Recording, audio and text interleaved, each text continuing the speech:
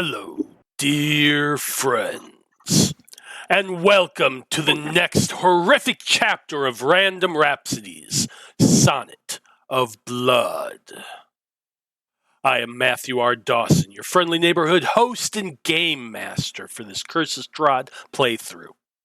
And joining me around my virtual table tonight are Brandie, Dyto, Joe, and Marty. Say hi, everyone. Hi, everyone. Everyone. Hello. Natalie's here too. Natalie is here too? Oh, Natalie is here. Okay, my bad. Hi, Natalie. I'm here like vicariously. I don't know if I can answer everything, but I'm here. I'm here kinda. Hey, you're here kinda, so let's go with that. You're here kinda. So Natalie's here too. Welcome, Natalie. Anyway, before we begin, we do have a few announcements to get through, starting with the first of our two sponsors for tonight's show, Hero Forge. Marty? Hey, Hero Forge offers fully customizable tabletop miniatures with dozens of fantasy species and thousands of parts to choose from. Their easy-to-use design tool lets you build your perfect miniature online using a fully 3D, in-depth character creator right in your web browser, which is where we built our tokens for this evening's game. You can build your own today at heroforge.com. Thank you, Marty. Our second sponsor for tonight's show is XSplit. XSplit is a high-quality virtual webcam background remover that works with your already existing webcam. Using this program, you can protect your privacy while you work or play remotely by blurring the background, removing it entirely, or putting your favorite picture as the background instead. You can download the app today at xsplit.com, and if you use the coupon code RANDOM with a capital R, you can get 10% off of your purchase. You can find our referral link in the chat and show description. This week we have our Laropa Tales Tyranny of Dragons campaign that's going to be tomorrow, Thursday, at 7 p.m. Central Time. After that, on Monday, we will be back with another episode of the Aethertech Wars. That's going to be at 6 p.m. Central Time. Now, you can keep up to date on our schedule and everything we do here on the network by following us on Facebook as Random Rhapsody TV, on Twitter as @random_Rhapsody, on Blue Sky as Random Rhapsody, and on TikTok as Random Rhapsody_TV. And that's it. That's all of our announcements. So join us as we return to the land of Barovia and continue on with the Conclave expedition as they attempt to survive. A Sonnet of Blood!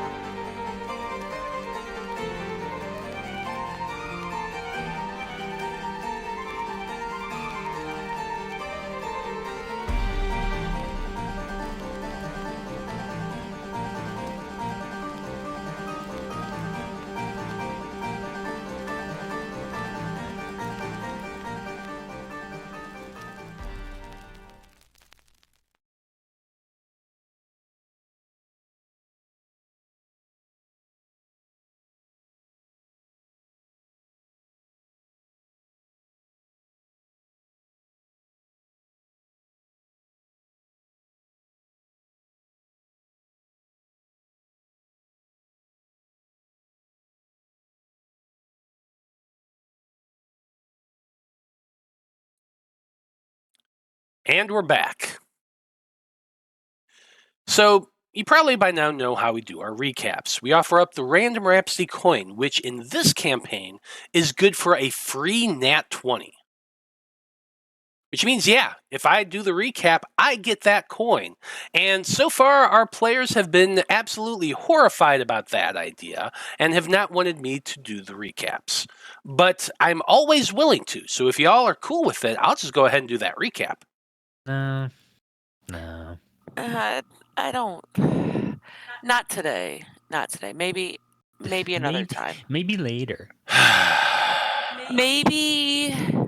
Maybe when we're not going to be fighting or doing anything important at all for the episode. Maybe in the epilogue. Oh, in the epilogue. Yeah, there you go. Episode after never. How about that? That one's good. Yeah, sounds like it. Ooh, how about the second Tuesday of next week? Ah, I see. Okay. Well, so who's doing it? I'll do it. Okay.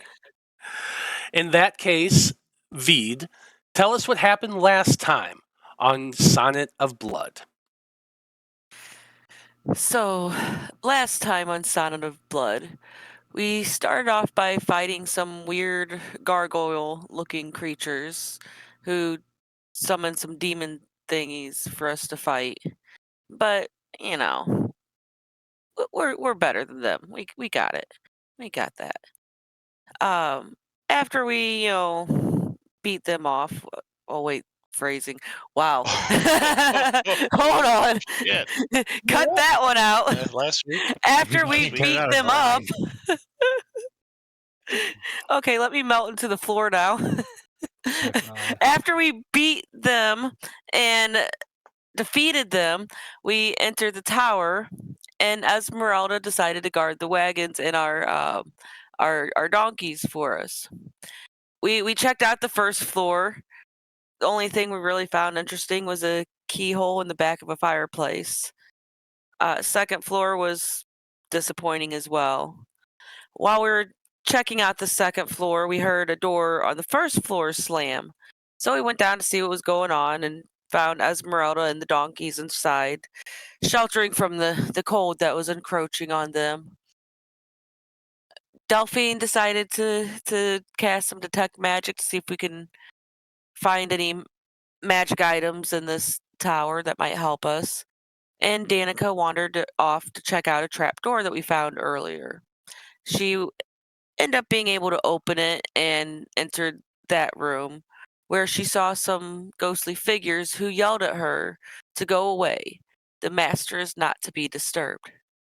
She respectfully left and came back to let us know, what's going on up there. After Delphine's detect magic spell found that there's, this tower is just as disappointing as it was before, we decided to go check out that trapdoor. Their master's not just to be disturbed, you say? Challenge accepted.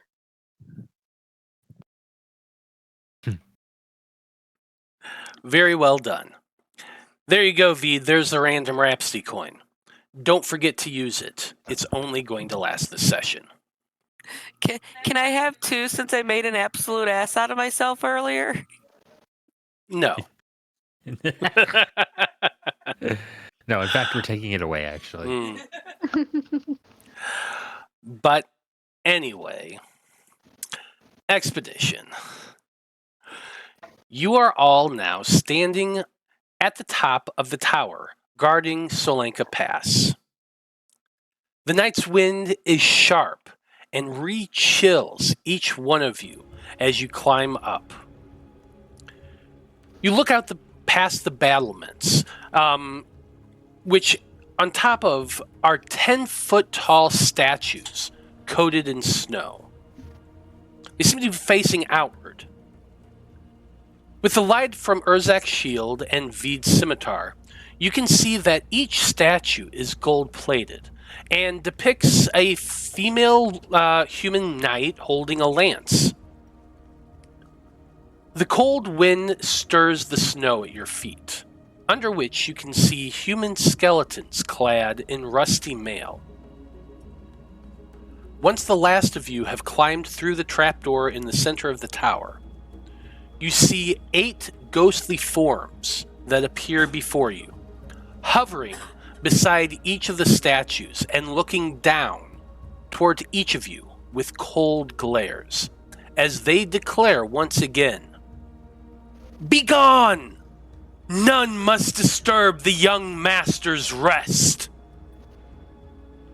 So, with that in mind, expedition members, what do you want to do?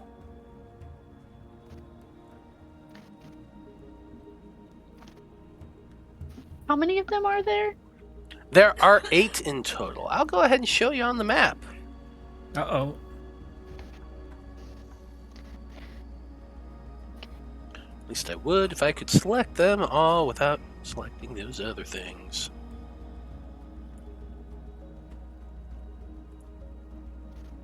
There we go.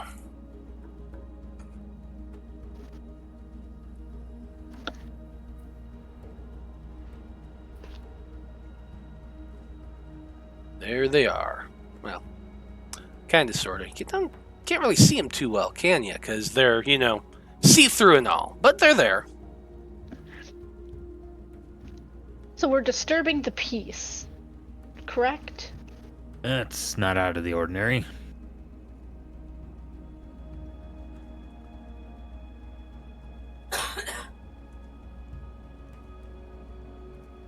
Is that the consensus?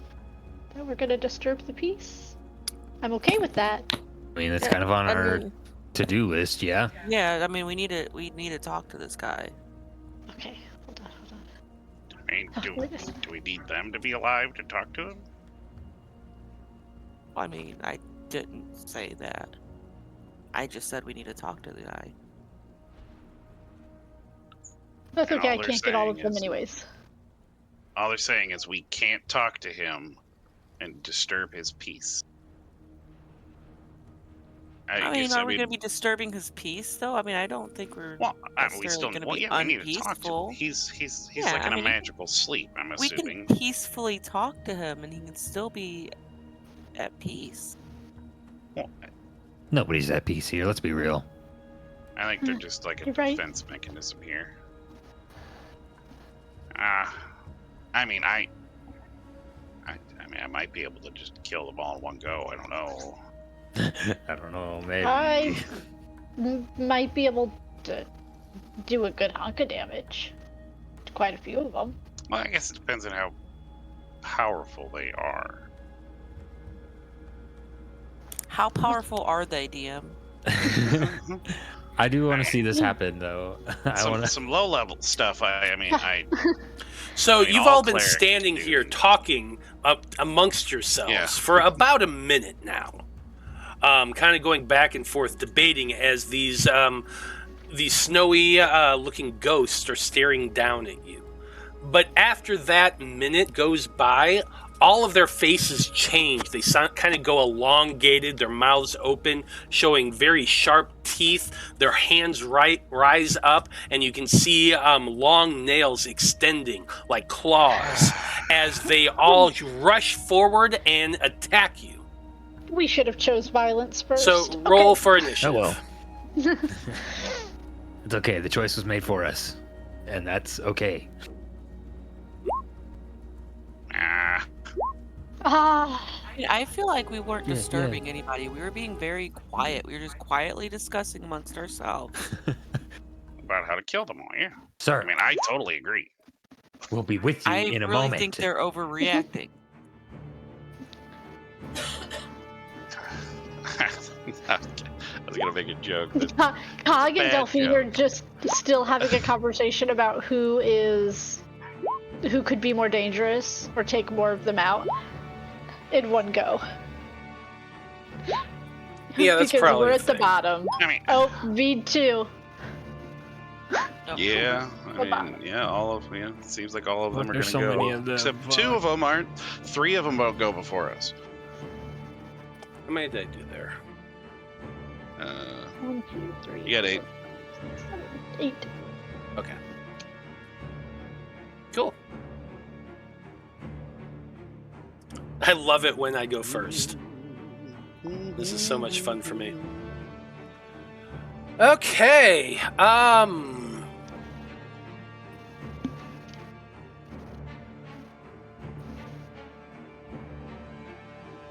Let's let's go ahead and do this.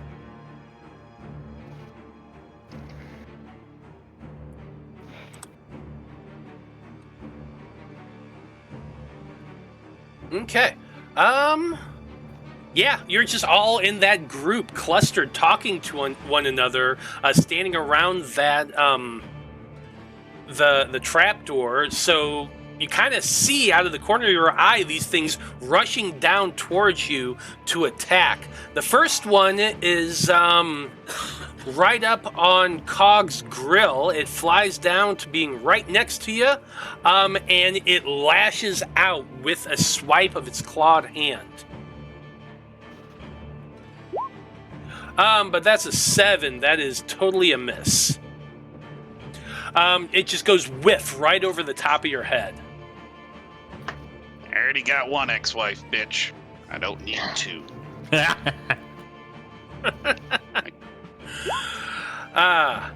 Next one comes down towards Vide, doing the same thing. 22 to hit.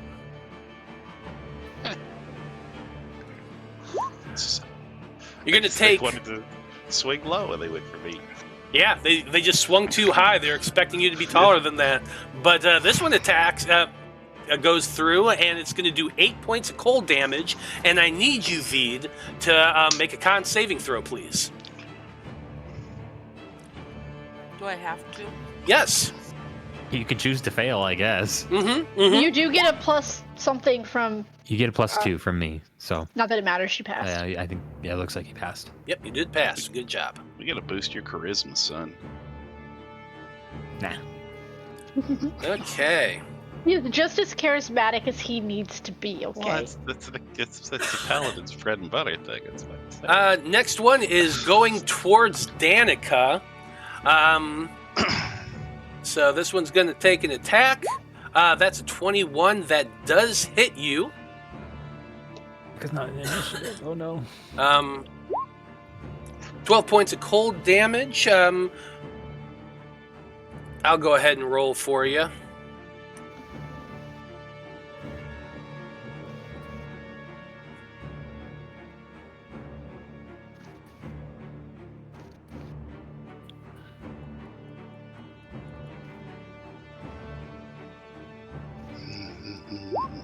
Uh, 16, that is a save.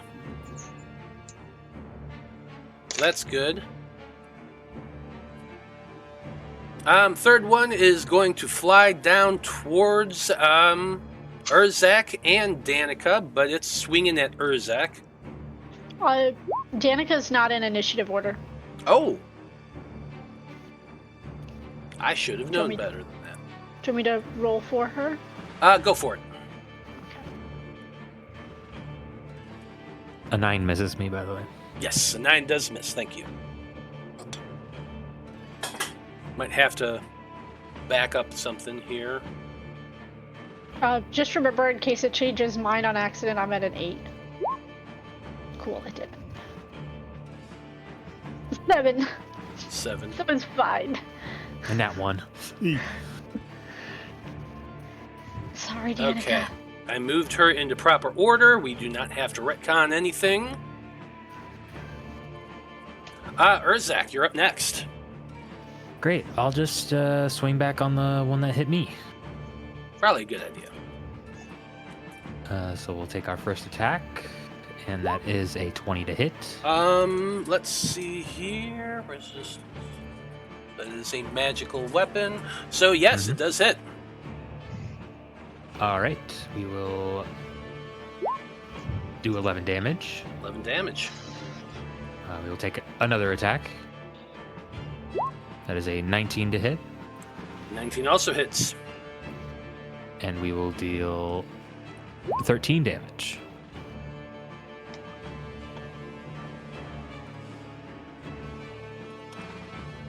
Okay. 13 points of damage. It does take the 2 hits. You slash through this snowy form. You do feel like some resistance as you're cutting through them. And they do take the damage. She still is floating there next to you, though. All right. I'm gonna play it. I'm gonna play it a little easy for the first round. I will just stop there. Okay.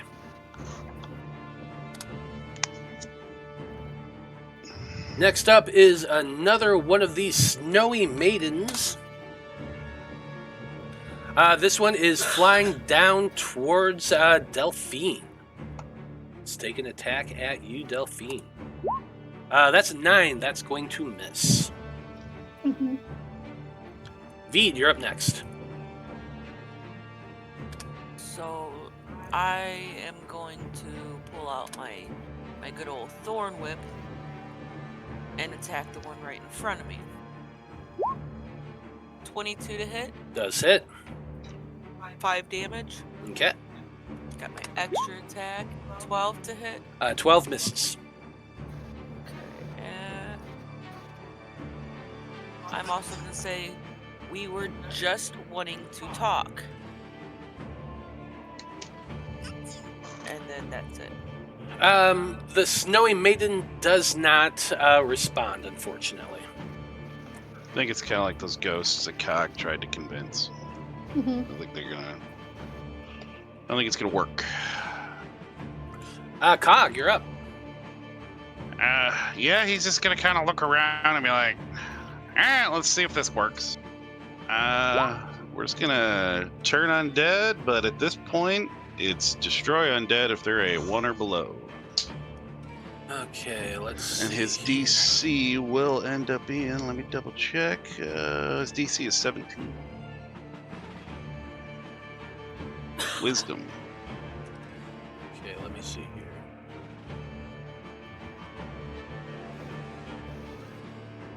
Yeah, level 5, you get destroy undead, but it only has the turn undead. One thing.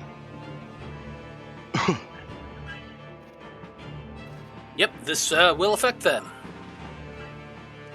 So you need some wisdom come on, saving throws, huh? 17. Come on, baby.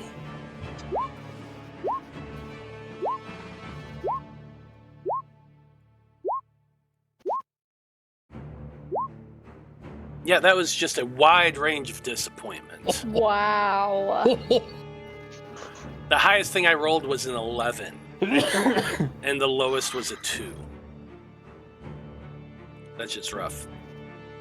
Cog, tell me more about Turn Undead. It's the higher version, right? Yeah, it'll end up being, because at level 5 you get destroy undead if they're 1 or below. If they're 1 or below. Below. Yeah, so I'd like to think, I mean, he's just looking around, even if it's the turn undead. He just kind of starts rubbing his little hands together, kisses his symbol a little bit, and then he just kind of like pounds his chest and he's like, "Be gone, ghost!" And you know, he's just like, it's almost like he's just doing his, like, he goes, "I'm afraid," but he's just like, "Be gone!" His voice cracks a little bit, but he's got some oomph behind it.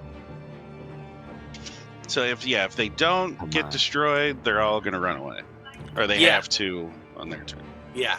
So here's what happens. Cog, in fear, thrusts their holy symbol up into the air and attempt to turn undead. You just see this weird sort of light burst out from Cog's holy symbol, ballooning outward, hitting each one of these snowy maidens, and they immediately begin to dissolve from this burst of light. Everyone is just standing there in awe, their mouths dropping as the snowy maidens are all destroyed in an instant. That's right. That's my goat. I did say I thought I could deal with them. I mean, maybe I should have done that while we were arguing. That was great.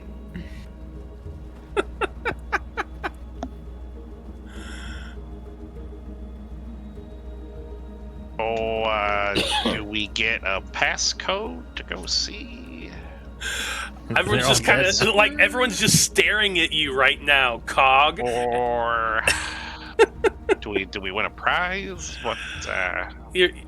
As you're saying this, you suddenly feel the entire tower start to shake and rumble. You all look about, eyes wide, to see the statues on the battlements around the tower begin to turn. Uh-oh. They all slowly turn to face your group. Lances pointed downward in your direction. You all prepare yourself, waiting in the moment for these things to attack.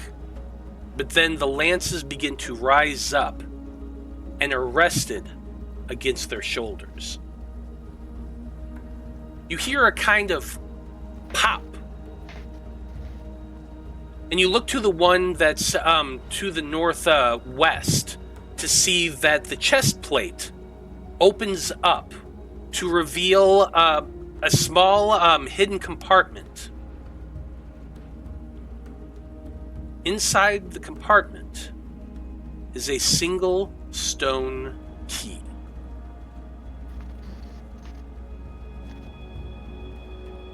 Well, This looks Cog, important. you, why don't you do the honors? You found us the key. Yeah, I think it's got to be that keyhole down in the fireplace, right? I would assume so. I mean, I think that's the only keyhole we've seen. It's the only thing of any sort of interest in this tower. I'm gonna be honest. I don't know what's going on. I feel like I blacked out for the last 3 hours or so. But you guys, I'm with you. Yeah, you'll Wait, were you figure not it out as here? we go. Don't Is worry. that why you're saying that? Yeah, let's grab that key. Let's head downstairs. Didn't even notice I was gone. No, I'm just trying to, because we missed the one session. He was on a plane. That's Yeah. right. Yeah. Dude, I got so much. Apparently, they don't going allow. on. I got you, PNG Marty. planes. That would have been fucking epic if you tried to do that in the air. People would be like, Oh my they'd god, either that be would have been cheering amazing. you on or telling That'd be you to so shut loud. the fuck up. You know what? You Yeah. couldn't possibly be the worst passenger any of them ever sat next to. My flight got delayed too, so I could have just sat at the terminal and done it. Yeah, straight. Damn. But yeah, Cogwood, he'd snarfle up that key. Somebody's gonna have to lift Cog up because I remember it's a 10-foot tall statue and the hole is in the center of the thing. He's just gonna borrow Danika's broom. He'd be like, Danika, can you take me up there so nobody has to Puppies. the indignity of being grabbed like that, please? Does Danika let Cog use the broom? Well, he said she could drive, and I'll definitely let Cog use the broom. Okay, there you go. he'd masculinely hold on to their midsection so he doesn't fall off in the wind, you know? Absolutely. But you can pick up the key, Cog. It's kind of big. It's a little heavy. It's made out of stone. It's like, you ever see the keys to the city kind of thing? It looks like one of those in your hand. The big comical key. Yeah, looks like a To big everybody comical else, key it's in your just- hand. Everybody else is just a key. Yep. But in Cog's hands, it's a weapon. You know what? It's the Keyblade. That's what it is right now. Anyway, key in hand, you all make your way back down to the first floor, where you see Esmeralda has managed to get your donkeys into this area as well, so they're sheltered from the cold, and she has a fire built up now in the fireplace. Sweet. Oh, thank you, dear. Wait a minute. The same fireplace we need to put the key into? Yes. I believe so. Well, so I guess Cock wasn't tall. Was Cock tall enough? I guess it was right at his eye level once he went in there, right? I believe so. Once he Yeah, went- it was about crawled eye into level. The fireplace. All right. You know what? He has some simple things that he can deal with this. I mean, I guess as a druidcraft, you can Druidcraft? kind of control the flame. Yeah. You I should mean, be he able just to should be able to Yeah. snuff that fire. Well, yeah, or he could just kind of like control it so it's not gonna end up being in his way and burning him. Can you I would assume. I mean, you can create Druidcraft? I mean, you know what? I guess if there's still wood in there, yeah, he could just kind of. Because I want to say you can snuff out a fire. Yeah, you can instantly light or snuff out a candle, a torch, or a small campfire. So yes, you absolutely could do that. He would do that. He would kind of briefly snuff it out, sneak in there, pop the key, and then turn it back on. Yeah, when you snuff out the flame, like, do you tell Esmeralda what you're doing? He would say, like, he goes, all right, don't fear. Your hard work is not going to be lost, I promise. She just kind of chuckles a little bit and, okay, let's see what you got. He's not going to make a show of it. I was thinking he could be like, but no, he's not. He's just going to kind of quietly do that, sneak in, pop the key in. Yep. It's not too difficult. Pop back out. You put the key in, and it takes a minute. It's kind of hard to turn, but you eventually are able to turn it. It goes fully around before clicking. The moment it clicks, the fireplace begins to shake. You jump back quickly as the floor underneath it, at the base of it, begins to slide inward, opening to reveal a set of stairs leading downward. I think all the tinder just falls down the steps. Like, It does. As soon as we're done, I promise we'll rebuild it. I'll just build one somewhere else. Might be better. The one on the second floor, because it was a straight shaft going up to all the way through the top, right? There was like holes in the bottom for air to. Yeah, there is, but that would not help the donkeys. But I'll just make it in the corner over here and keep them on to the other side. Forgot they can't walk upstairs. Well, I mean, this is Dom and Letty. They can do anything they want. I mean, I jumped a car out of one building into another. So I mean, if they're not very stairs, they could walk up them. Yeah, down the stairs is the issue. Anyway, she'll take care of the animals. I assume you all make your way down the stairs? Mm-hmm. Yep. Cog would have light on Urzak's shield. He probably already had it, but if he doesn't, he'd toss it on there. So. Oh yeah, for sure. You all have to kind of go down the stairs one at a time to get through the secret door. But once you do, you see that the path opens up quite a bit. The stairs go downward at a long slope. And as you're making your way down, you begin to see a very strange sight. Gigantic gears are kind of coming out of the walls in various places. More of them are mounted to the sides of the walls. These gears are huge, like 10 feet tall, or 10 feet wide, and just slowly turning. I feel like I need some better music here.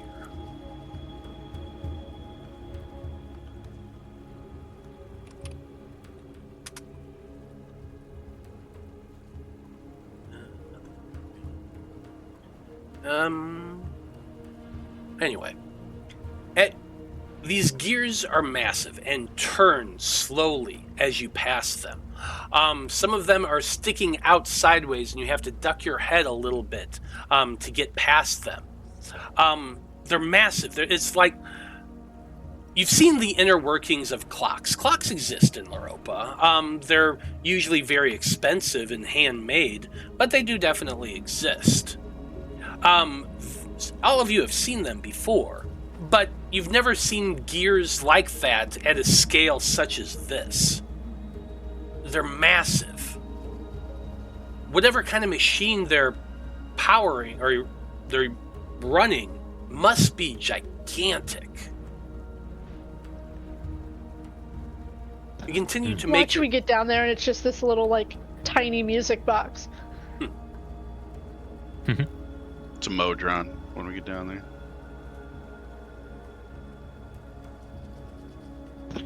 I'm following closely behind Urzak. I'm assuming Danika's health is down because I guess we just didn't heal after the fight at the door, at the gate? 'Cause they're down like almost 40. And she did get injured by the ghost. Yeah, so Cogwood, seeing that, he'll toss a Cure Wounds their way, 3rd level. Okay.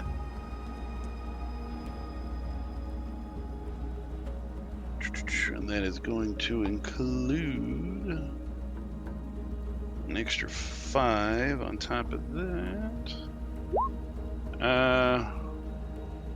So that 22? is, and then it's going to be added, 5 on top of that, so. For So the 22. life cleric stuff, yep. Okay. So it's half of what they were down. He'll give some more if we need to get into another fight. She's 70 out of 87. Yeah, so I mean, it's better than what they were. I'll do a lay on hands for 10. I'll chip in. Okay.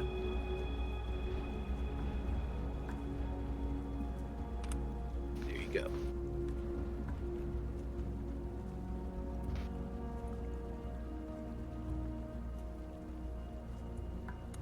You continue walking down these stairs. The only sound in the space is your footsteps and the clank, clank, clanking of metal on metal.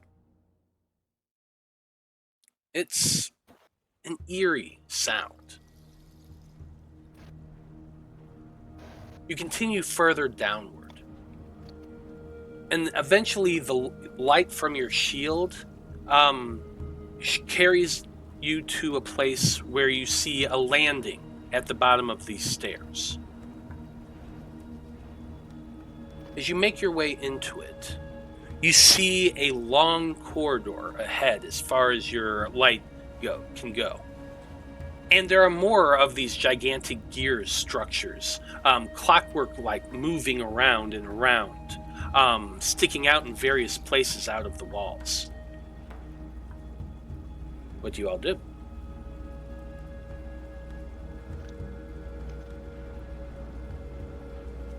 I'm gonna make a perception check to see if there's anything trap-ish, I suppose. Okay. This might not go well for me, but we'll try it. One of these days I'm going to... I mean, I can try and check for traps. I can do an investigation check. I'll I've give got you good- the help action in that case. I'm going to prepare find traps one of these days. Oh, I would not have. So it's, I would not have had guidance on. Let me turn that off. No, turn off.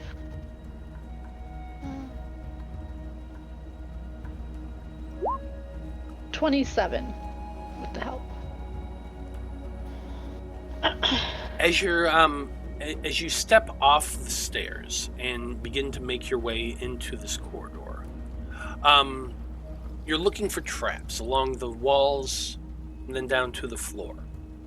And about 20 feet or so in, you spot a long-looking stone that kind of goes across the center of the room, whereas most of the rest of this has been more stone brickwork. You tell everyone to pause, and you hurry forward and examine the space. It's definitely a push stone. Up ahead, you can see that there are two gears whose blades are sharper than the rest. But thanks to the light of the shield, you can see a little bit of a gleam on those ends. Possibly saw blades. We've got a trap of saw blades. This man really wanted to take a nap. Yeah, we're gonna really have to be on our guard. Coming down in here. What's this thing in front of us? A push stone, you say? What is a push stone? If you step on it, it goes down and activates something. Okay, it's a pressure plate. Okay. Pressure plate, that's the word I was looking for. Yeah, if you stand on it, it's gonna set off the trap. I guess, where is it exactly? Is it this? It's not this thing, is it? Mm-hmm. Okay. Is there a way around it to not put pressure on it, but to get around? Like, can we step over it? Is it, like, real wide?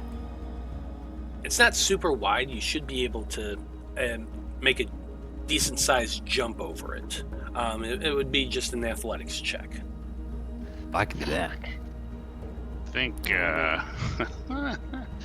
Cog's gonna be like, hey, Danika, you wanna just take a quick little hop over on the broom? Well, I mean, he's got a flat athletics. I think my strength's a 10. So you're asking Danika to fly on the broom to get over it? Yeah, I mean, I guess he would ask you, does it look like if we do that, is it gonna, like, trigger something? If we're essentially, I guess, cheating the trap?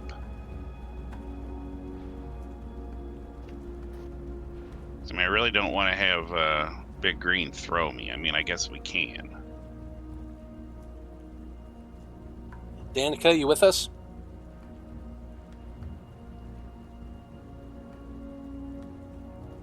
Yeah, she must be caught up in something, so we'll say that, yeah, probably she'll ride on the broom with you to get across.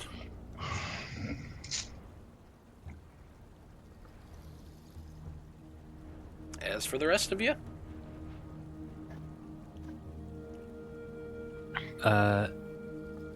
I will make the athletics check, I suppose. Hey, you wanna Cog's gonna give guide. me a hand up? He'll guide one after the other. I mean, I can Yeah. guide myself, but I appreciate it. I will also guide myself. Could I maybe have some guidance? My athletics is You'll be next. +0. There's a cantrip. Ooh, I actually need that because I rolled a 3. Hey, that was a 13.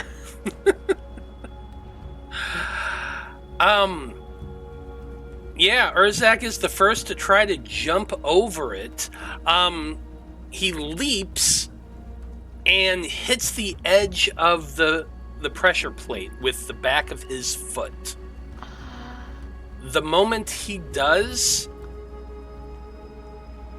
the floor drops from where he's standing. Just opens up. You fall downward. Yeah, there's spikes at the bottom of this here, bud. Ow. You impale yourself on a series of massive spikes. You're going to be taking a total of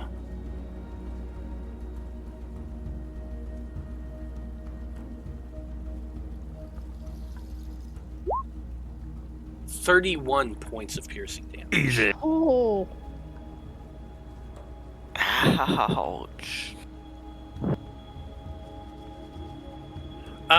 Danika and Cog were still hovering on the broom when this happened. So they're like right above and see this.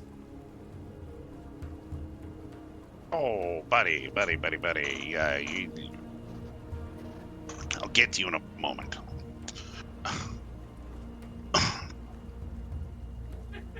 on.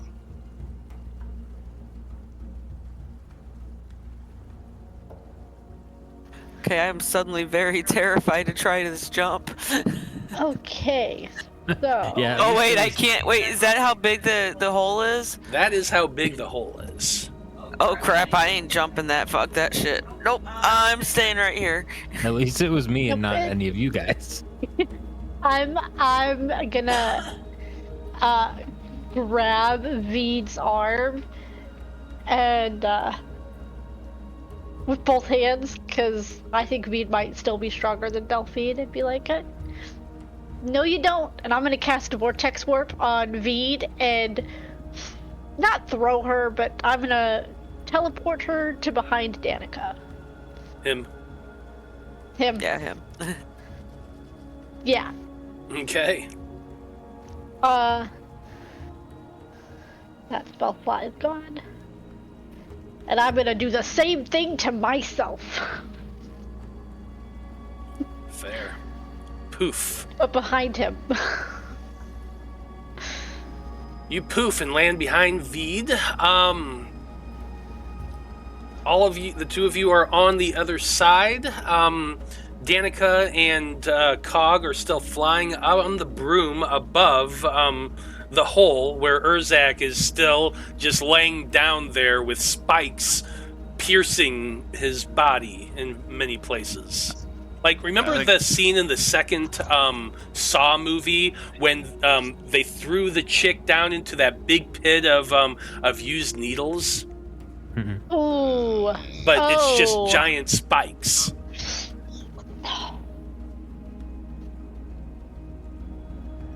How far down does this hole go? 20 feet.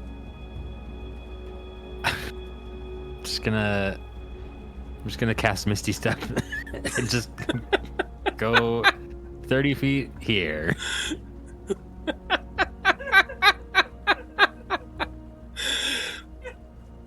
You cast Misty Step. Could have just done that to begin with. Forgot I had that spell for some reason. I mean, to be fair, we thought we were just avoiding these giant saw blades from coming after us. We had no idea. It's a 10-foot long jump. How hard could it be? Right? Apparently very.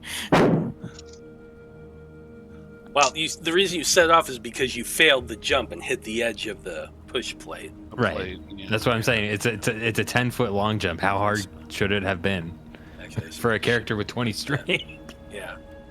It's supposed to be like that. Anyway. Okay, so does anybody want to maybe throw some healing over to Urzak? I'll take care of it. Kind of make me a little nauseous seeing all this these holes going through him. Yeah, Urzak is just bleeding profusely out of these many holes in his back. Okay. There's many holes, huh? Alright. Yeah, Cog throw what's up at him here. I'm gonna dump 15 points of lay on hands on myself. Alright, so then I will just... It's gonna be plus another 5, so... 27 from Cog. I'm good. Then Cog gets 5 off of that as well. His healing was just the feeling that he did good. Just all warm inside. He gets a little juice. Well, that sucked. Let's keep moving, I guess. Yeah, get good next time, huh? Yeah, shut up. As you're moving, you see those saw blades. They're moving slow like clockwork gears, but then as you were getting to the other side, they begin to spin extremely fast. Now, there is a gap between the two of them. It's not quite 10 feet wide there in the center of it. They do seem to be spinning at a super fast rate. What are you going to do? Can I perception check to see if there's any traps ahead of us? Because I don't know. I'm assuming, or did Delphine's perception check go for this far?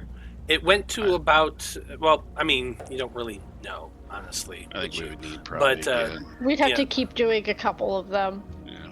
Okay, then I'm gonna perception check. 16. God, yeah. Roll D4.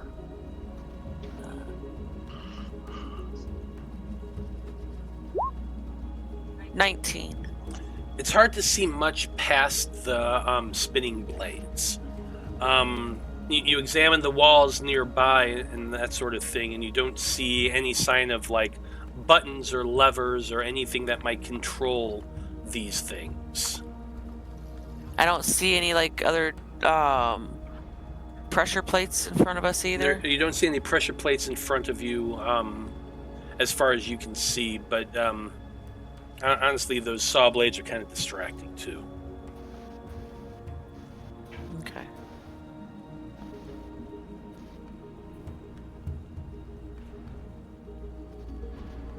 Well, I guess. Do we have a lot of choice here? Turn around, I guess. I mean, If he it looks wasn't- back at the giant hole that's right behind us. There's so much of my blood down there. How high off the ground are the blades? The blades are about 4 feet up. So there's less.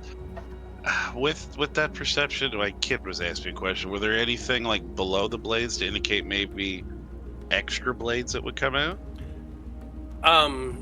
You don't see any grooves in the floor or anything like that. Kind of Gonna wondered walk if he under. could Catherine Zeta-Jones this and just slide underneath the. I mean, he could walk literally under the blades. Yeah. He's 3 feet tall. Ah.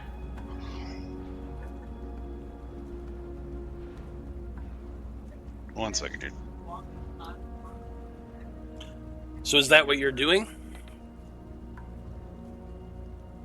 I don't like that look on his face. I don't like when he Should be a- smiles like that. Stop smiling like that.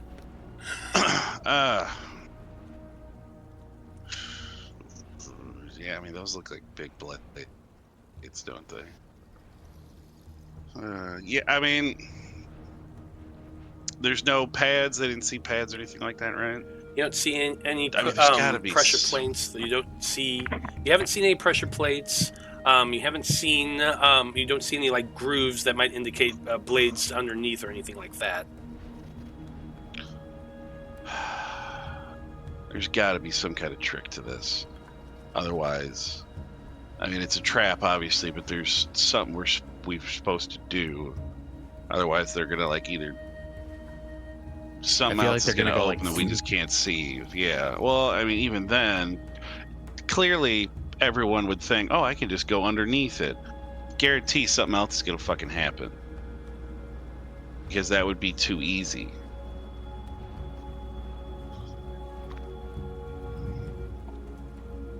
I've already done my part. I've taken one for the team. Somebody else got to try this one. Yeah. I guess I'm gonna. I'll do it. I'll go. Like very slowly. I'm gonna like just go across, like in between, like right in the middle of those. Okay. As you're walking, you walk towards it, and the moment you step towards the middle there, the two blades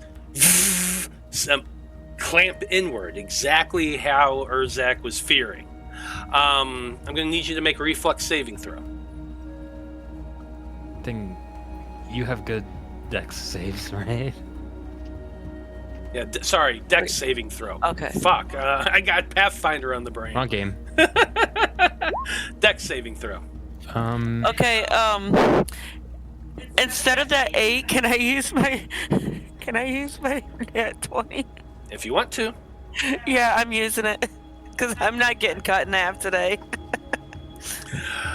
You're watching these blades as you're walking in between them, and so you're waiting for it to do something.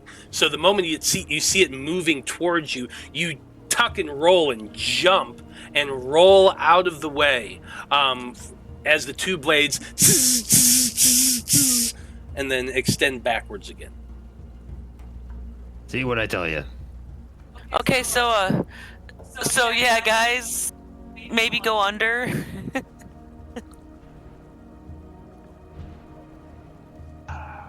Yeah, I mean, Cog, you should be good. He'll Delphine. Mm-hmm. Detect magic. How long does it last? I think it's only a minute. No, I think it's up for 10 minutes. Is That it for was 10 an hour. minutes? Let me double check. Let's see. Detect magic. It's 10 minutes. 10 minute. Okay. So you cast that. You went upstairs with everyone else. You did the thing with the ghosts. That was super quick. You went back downstairs. You spent a couple minutes there. You walked down the stairs. You weren't hurt. You were kind of hurrying. So I'm going to give it to you. You're kind of looking up there, and you have to step. You step kind of close to the blades, not directly near their path, but next to Cog, kind of looking about with them. And once you get into that range, you notice a faint hint of magic that is above, at the top of the ceiling, above the saw blades.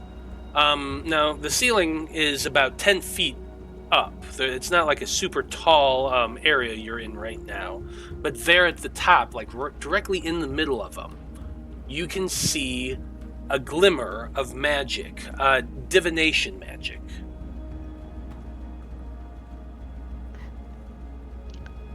And Ashley N has redeemed an advantage for anyone who needs it.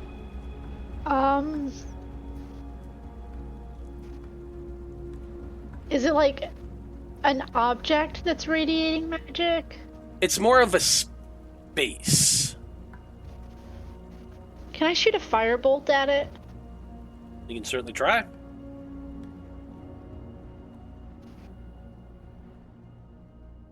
I don't have Dispel Magic. This is the next best thing. A 16. You throw a firebolt up into that space. You see it hit the ceiling and leave a bit of a dark splotch from the flame, but does not seem the object that you're sensing is still there. It's hard to tell if it passed through it or if it hit. Hey, Cog. Yeah. There is a little bit of divination magic that's going on up there. I tried to destroy it, but someone may be trying to scry on us. It may be your guy. You want to yell at him a little bit? Maybe tell him to turn this stuff off?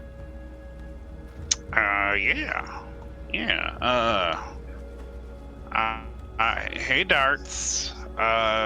If you're not sleeping, like we were told, and you're actually keeping an eye on us, we're Fens of Von Richten. And we actually know the wizard as well. I'm blanking on his name, and I hate him so much. Oh my god. Robert? Yeah, Robert Mitchell. I know Mitchell. Actually, I live in the same town that Mitchell's from. Back in La Ropa. We're friends. We're not here to hurt you. We want to take down Strahd. If you're watching, can you please just turn off your traps and let us in?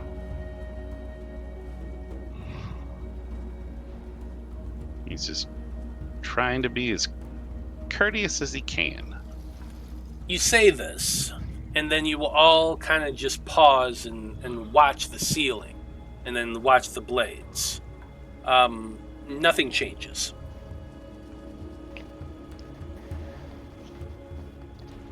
Well, it's worth a shot.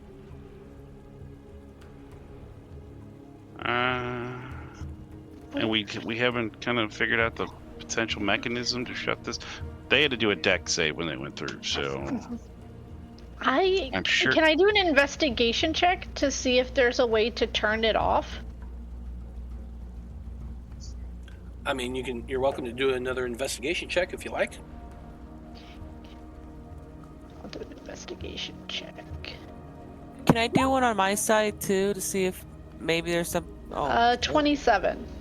Yes, you can, Vide. 18 for my end. But damn.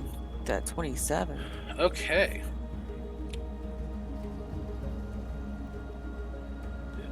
Okay. Guiding yourself and examining the area, you do not see any buttons or levers or anything like that. However, there is some couple things you do see. Number one, you're examining the walls themselves, and the gap that the blade is sticking through is much wider than it really needs to be. Like, there's a gap, a good couple-inch gap on either side, above and below it. You notice this on both sides of the the trap there. You're looking down, you're looking around, trying to see anything else that might be affecting this. And you kind of have Urzak shine his shield into that gap, and behind it you can see a lot more of mechanisms back there. All sorts of gears turning, working with this blade, controlling it. It honestly looks like the inside of a clock on the other side of the wall. Who has the immovable rod? I do. I forgot I had that. Thank you for the reminder. Hey, Urzak, you wanna shove your rod in there and jam up the works? No. What? Phrasing. You said what I said.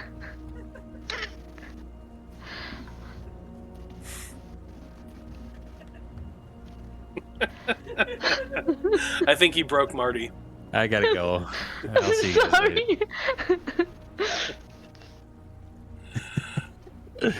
later. Yeah, I'll take the immovable rod out of my inventory, and I will place it in between, and I will click to extend and set it in place. So where exactly are you? Like, are you trying to use it to stop the saw blades? I think so. Or- Yes. At Okay. least one set of them. Okay, so where exactly are you placing this? Like just kind of explain how you're doing this. Because the blades are spinning. Are you trying to, like, right up next to the blades? Are you doing this, like, somewhere in between them so that, like, if they close, it'll hit? How are you trying to do this? Yeah, I was gonna put it like horizontally to give us like a little narrow part where if the blades were to come together, they would hit both sides of the rod. Got it. Okay. So you're going up. So show me, like, kind of where on the map you're gonna put it. Like, you can. Do you have the draw tool? Oh yeah. Use that. We'll put it here. Okay, so you're going towards the center and then placing it right in the middle. Yeah. So that they'll So- try. Got it. Yeah. Okay. Now, as you're doing this, you're trying to time this, where you move in and do it before those blades start to close. So I think this is going to be just a straight dexterity check.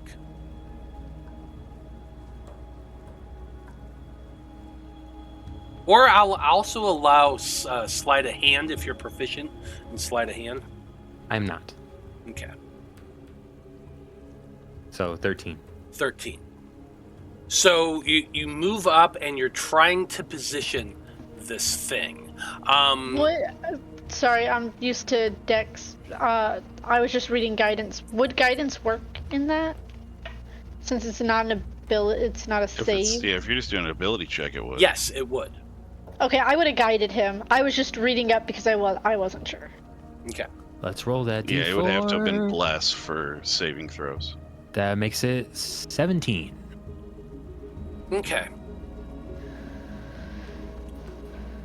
So, you You move in as carefully as you can, get it to right about the center, and click that button just as those two blades start spinning towards you. You jump back out of the way. One of them hits right on the edge. The other one kind of skims the top of it and goes up and slides above the thing. You jump back out of the way as quickly as you can.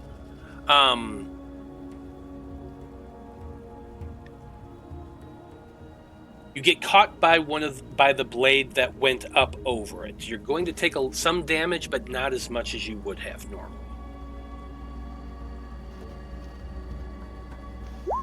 You're going to take 8 points of slashing damage, as it kind of slices against the side of your arm as you're pulling your arm back. The saw blade on the right-hand side is kind of grinding on the immovable rod, and then as the top one goes fully, the other one, is like that one's all the way there. That one's like this, and then it goes back. It looks like now the blade on the left-hand side is slightly higher than the blade on the right.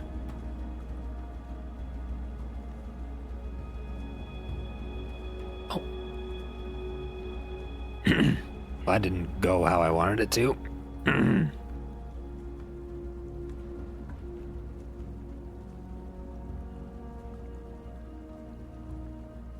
Any other ideas?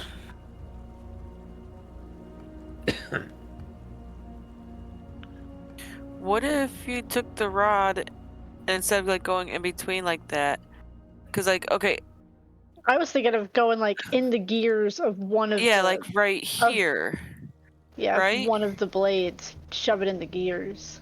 Because the way this looks, there's spaces. There's a space here. But keep in mind, it's spinning. So, it's at the beginning when it was moving slow, you probably saw that there's gaps in it a little bit, but it's going super fast right now. So think about a spinning wheel, and you try to stick a spoke up in there. You got to hit it just right and keep it there because it's going super duper fast.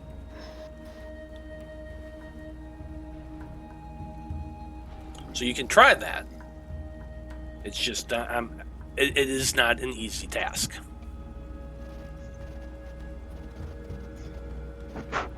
Can we try rolling something underneath and see what reaction we get, just to see if you guys do army crawl underneath it, maybe that's a safer way?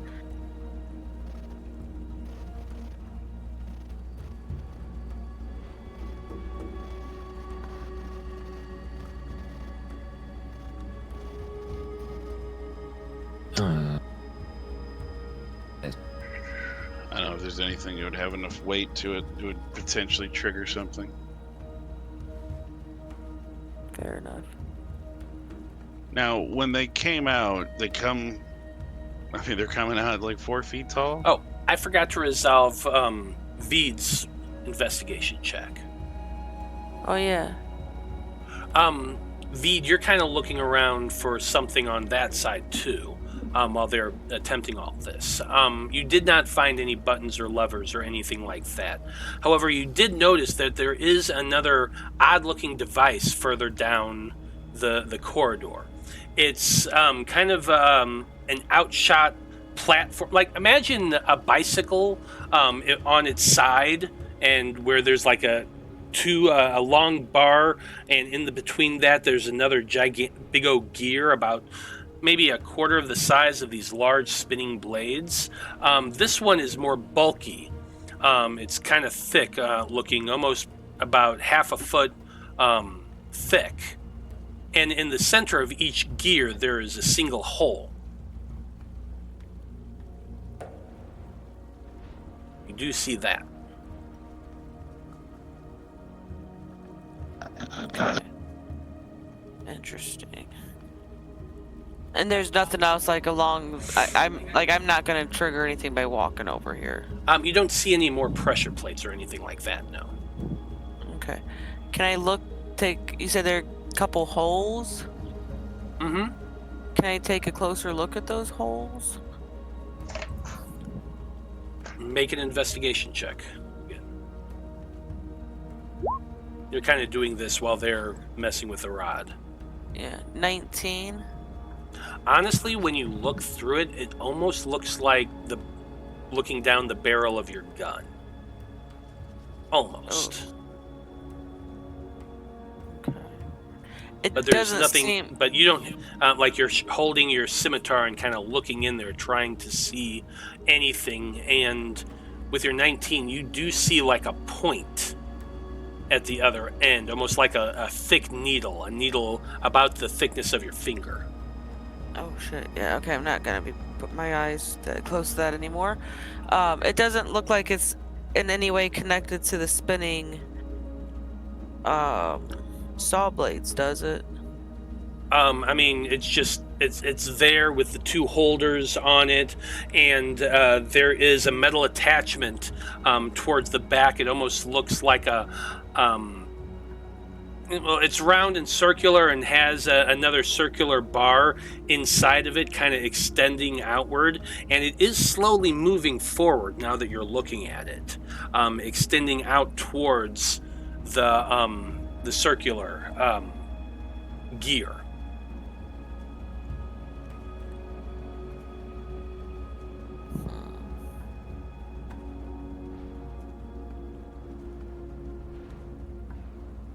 I don't know what to do with this.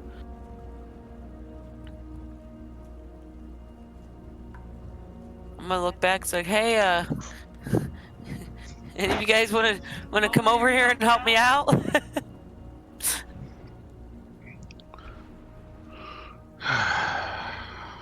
Wait, why can't Danika just like take a couple people over the saw blade on her frickin' broom?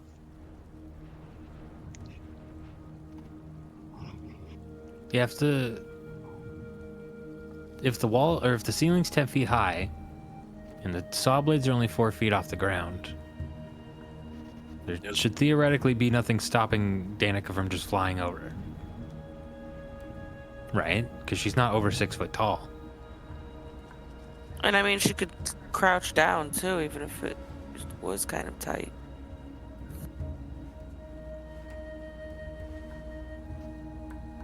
Danika can fly over it. Cog can just like, walk under him. Delphine and Urzak can army crawl or like just take a running, just run. Run Just and roll. run. Just go fast. Yeah, just run and roll. Don't Go forget faster. to limbo. Go faster than the saw blades. Don't forget It's to like- limbo over the. It's like under the doing double immovable rod. dutch on the playground. Exactly. Exactly. You got this. Come on. I made it through. I feel like there was another factor in play there, though.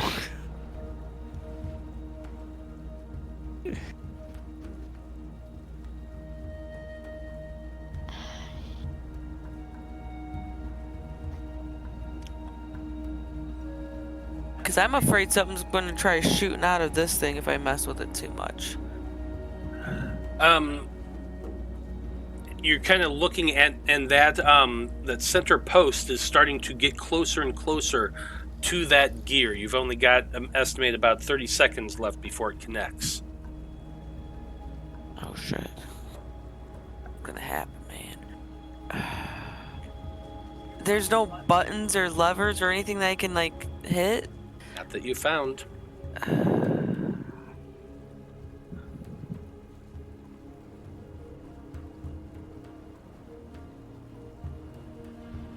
I'm just gonna do it. I don't know. I got nothing.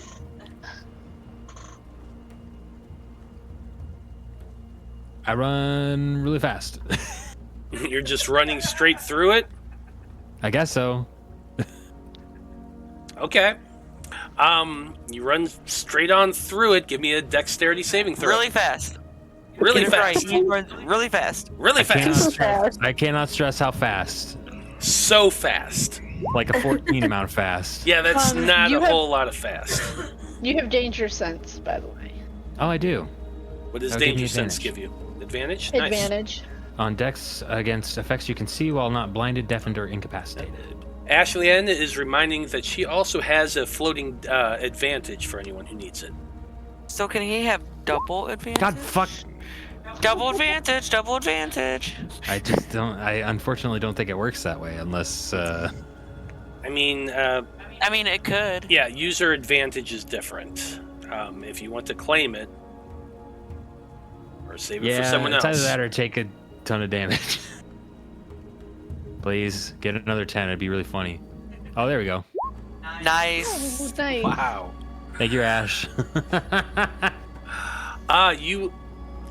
They come slamming towards you again. The one kind of sliding off the top, while the second one hits the center of that pole. You kind of tuck and roll, and manage to roll your way under it and avoid it.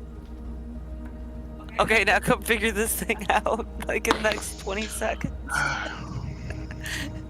Okay. What are we looking at? Yeah, Cog will end up Something's running gonna happen. across. He is going to crouch down some. So he's like at 2 feet, 8 inches now, and just kind of move his butt across. Yep, you go running fast. through that. You see those saw blades slam right above your head, one going over the pole, the other one hitting it, and you just make it through. All right, so girls, army crawl. Ah, Just army crawl. I will army short crawl man under it. wins. Called himself short. Did you It's like hear that? Shh. He'll yell at us if he hears us calling him that.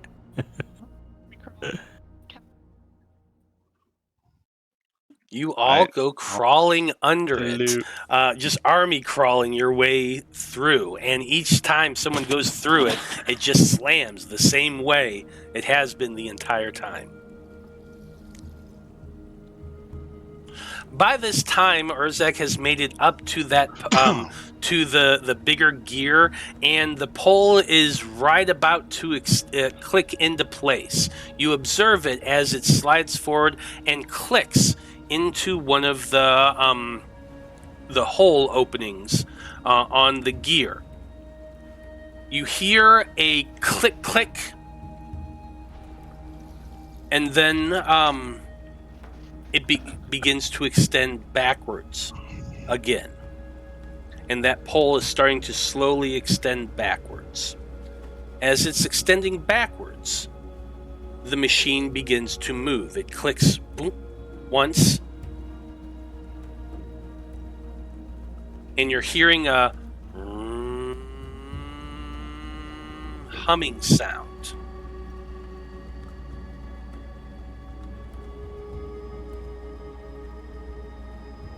Do you do anything? This can't be good. I guess. Should we just run really fast up those steps? Yeah. Sorry, I had a crying baby. What did I miss? Something's going on. It's better to be short. That's what you missed. Yeah. Well, and then something in here clicked, and then we're hearing a humming as the machinery is doing Run. something. Run. Yeah. Run really fast. Is that what you're What's- doing? What's this so. thing? Don't plan it out. Maybe he forgot about it. I mean, what's this over here that we are running to? The funny thing is that as you're going past that, it's the first time it's really it became illuminated as you're starting to move past it. You haven't noticed it till this point, but it seems like a kind of a wheel on a spigot. Like, have you ever seen the I don't even know what it's called, but the big wheel on doors and submarines that you have to turn? It looks kind of Yeah. like one of those, but Like a on big a vault door? yeah, but it's Like a hatch. but it's a hatched opening, but it's on a spigot pointing outward and sitting just up. It's just kind of a wheel sitting there. You all kind of run past that, and then you hear this as the machine starts to turn. I feel like who's the slowest among you? That's probably Cog. So Cog, as you're in the back, kind of running, catching up to everyone else, you hear a sound as something shooting out is striking the walls as you're all running down the stairs. Somebody pick up the rod on your way out. I got it. It's between the blades, isn't it? It is Good luck between with the that. blades. We'll get it on the way back. So when we And- talk to him, we can get him to turn them off later. Sorry, Urzak, I just moved your guy by accident. No, I moved myself. Oh, sorry. I thought I did.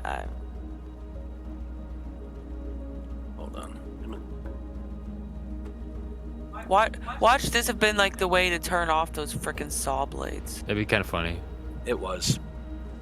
Of course it was. I'm an asshole. I mean, you said it. We were all Damn. thinking it, but you said it. You go running down the stairs as quickly as you can, and it's a long set of stairs. It goes about a good 100 feet downward. But as you're making your way down, you can see towards the very bottom there is another portal that opens up, and it's illuminated with a soft bluish white glow. You all pause for a moment, looking in farther, and you can see just past the doorway a room extended outward. You all cautiously creep down the stairs towards the portal. And as you look into this illuminated room, you can see more massive gears filling the sides of either wall. But that's not really what catches your attention. What catches your attention is towards the very back of this large chamber. You can see what appears to be a dais, a raised dais of stone, on top of which is an odd... Well, to be honest, it almost looks like a coffin. If a coffin were made out of bronze and brass, not bronze, brass, and iron, with glowing crystals softly putting out that bluish light, just slowly pulsing. It looks like a coffin. It looks like a box of some sort. It's very strange. It's long. It's got to be at least 10 feet long, and it's kind of propped up at an angle on the top of this dais. There are pillars that rise up to either side of it, and on top of that you can see these large outgrowth of crystals glowing and pulsing with the same bluish light that the large casket has. The room itself is quite a ways wide. It is, let's see here, a good 65 feet across, 20 feet high ceiling. And other than the massive machinery, large gigantic gears turning and spinning to either the sides, that is the only other thing in this room. You cannot see any other doors as well as you're looking into there. So what do you do?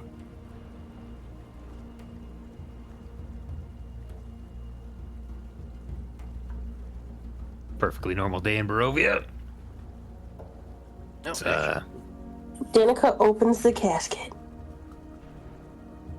You're Now, the casket is about 50 feet away from you right now, at the other end of the chamber. Oh, that's kind of far. I extend my arms 50 feet. Oh, do we want to go check this out? Yeah, I mean, otherwise I fell into a pit of spikes for no reason today, and I'd rather that not be the case. So, Yeah, this is fair. All right, I guess we just go in and. Okay. Can I? Would it be investigate or perception to look for traps before we get too far? Investigation.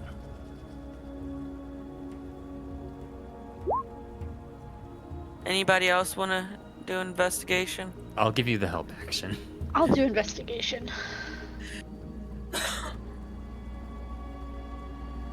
Yeah, you take the help action then.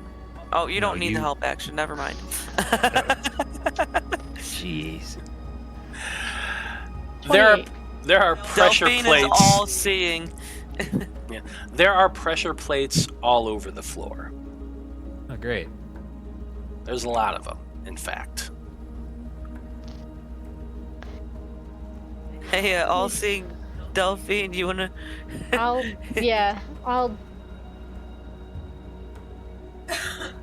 do like a fox face from the Hunger Games, like jumping over the mines to not set them off. Can I see a path? There is a path. They're not everywhere. Like, they're not connected where you would have to jump, and like you can weave your way around them. It almost looks like they're positioned in random places so that somebody unwary would just happen to walk in, even if they're trying to be careful.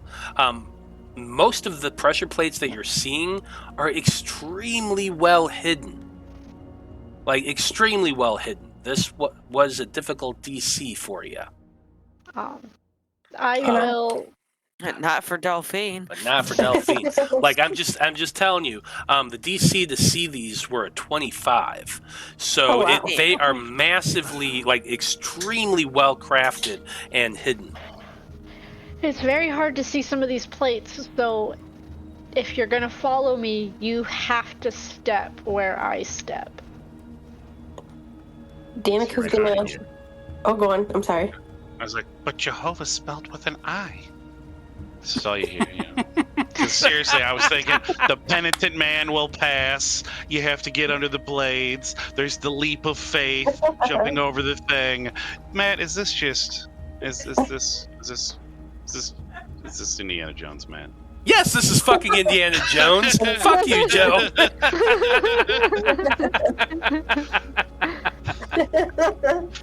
Because the whole time I was thinking when Marty's like, he's gonna run through, it's like, the penitent man will pass. The penitent man will pass. Hell yeah, I gave you Indiana Jones. You're welcome. Danika is going to. She's gonna go straddle her broom. And then she's gonna turn to Cog and she's gonna pat on it and she's like gonna, come on, Cog, let's take the easy route. Alright, well, let's watch their progress before we just fly out there. I feel like I'm totally gonna ride on that. Don't worry about it. You know, less feet on the ground, the better. Hopefully, there's not some kind of mechanism, you know, triggering if we try and fly over this.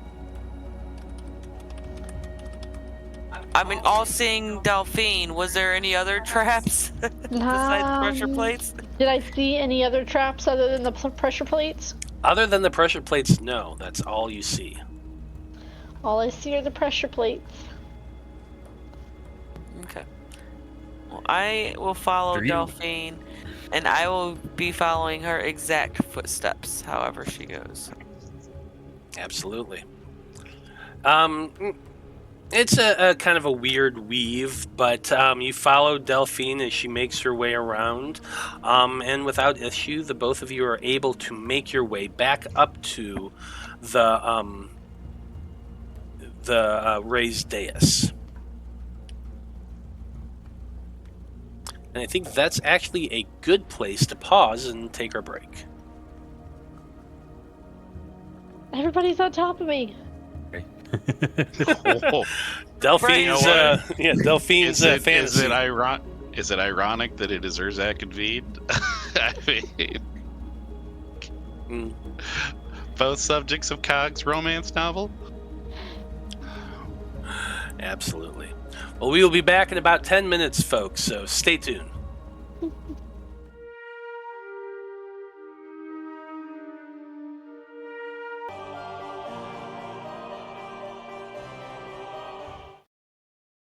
Howdy, everybody. We are back. And when we last left off, our heroes flew and walk-weaved away through a room filled with pressure plates to come to reside at the altar at the very back. Or raised dais at the back. You can now see on a platform about 5 feet above you, there in the center of it is that very odd-looking coffin resting against the back of it at an angle.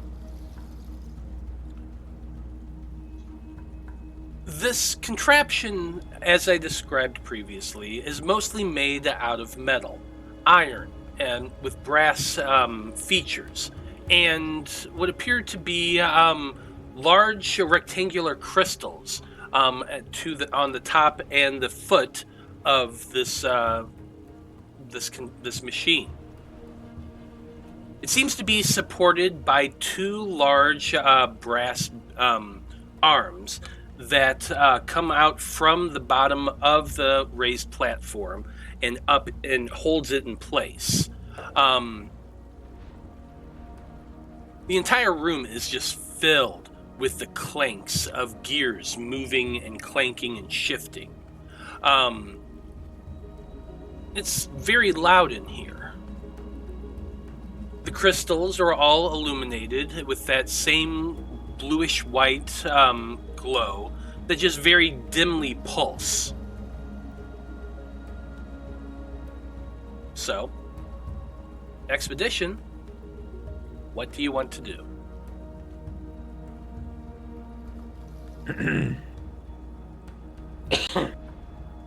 Well, should we wake him up? Do you want to see if there are any more traps around this thing? Yeah, I wouldn't be surprised. I'm gonna do one last trap now that we're closer. Or trap check. Okay. And I'll give her help action. Not that she'll need it, but Fair enough.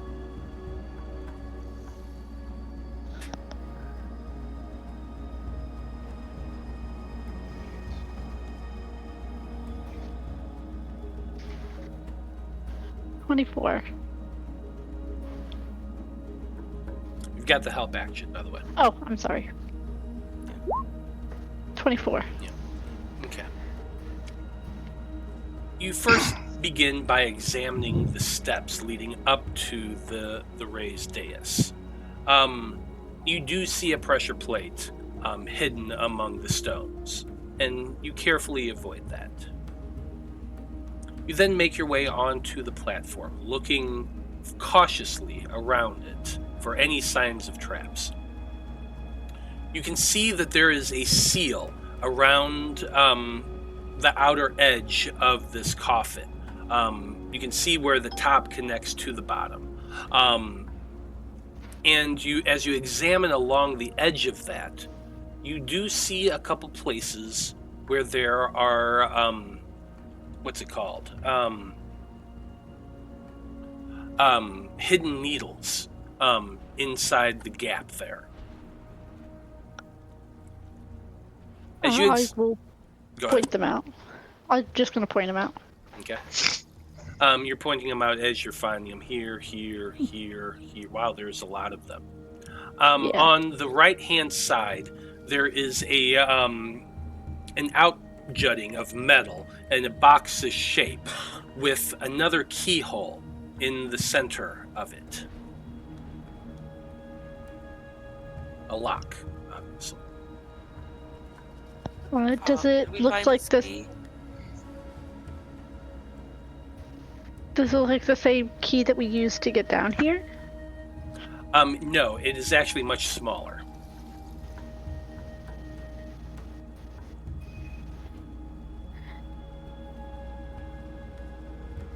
Is there another key we were supposed to get? Danika, you know knock, right? Danika casts knock. No. If it'll work, sure. Let's try it. It should. Danika casts knock. Let's do it. You have knock? Nice. I do have knock. Well, then absolutely. You cast knock. The entire room is filled with the loud, very loud sound of a door slamming open, I think is what the sound is. Let's see if that was... Yeah, a loud knock, audible from as far away as 300 feet. So a very loud knock just echoes throughout the room. The thing pops as you cast the spell, and spikes all shoot out at the various angles. But you're far enough away from it, because you can cast this at 60 feet, that none of them strike you. The coffin lid hisses, and there is a rush of steam that expels outward as the lid lifts upward. It begins to open from the hinging from the side, and as it opens, it reveals a very plush velvet interior, white in color, and laying in the center of it is an attractive, youngish looking man. He is shirtless from the waist up. He wears a simple pair of leather breeches on his midsection. He has a sheathed longsword laying directly next to him. The exposed skin that you can see is extremely pale, like ginger pale, but his hair is long and blonde. His ears are pointed and his eyes are closed. His lips are pale as well and seem to move slightly as the air just kind of sends pinpricks across that exposed flesh. The eyes open. They are very light blue. And as the man's lips part, you can see long fangs extended downward. A vampire. The man looks at each of you as you stand there looking down at him. And he says, "That was very loud. Was that really necessary?" Danika goes, oh, okay. Go on, I'm sorry. Probably not. Your traps suck. Clearly so, since you've made it this far. Yeah, we kind of want to talk to you. The spike bit was pretty good, I'll give you that. We're friends of an old friend of yours. Well, I don't know, acquaintance, maybe not friend. Are you? So my father did not send you to kill me? Who's your father? Talking about your father or your creator? He looks at you strangely when you say, "Who's your father?" You're joking, right? No. Oh. You said you're here to talk. Yeah, we are. So, adventurers then. Well, Yes. He rolls his eyes at that. We don't want to fight. That's what you're... We're not... Hoping we don't have to do that. The man lifts himself up and stretches a moment as he steps out from the casket. You all kind of take a step back as he does. He's holding the long sword at his side in his left hand, his thumb poised lightly on the cross hilt.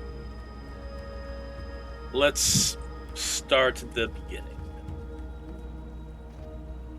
My name is Darts, and my father is Strahd von Zarovich. Now, is he your, actual father or your creator? Did he turn you, or are you actually from his... Are you his actual progeny? The latter.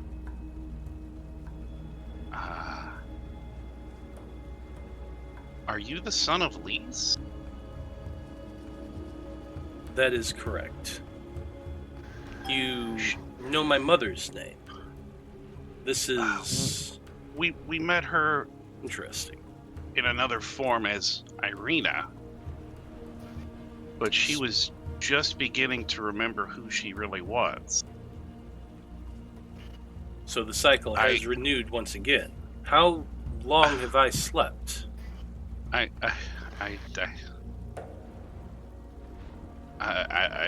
don't know, Alexander. Oh, that is your real name, right?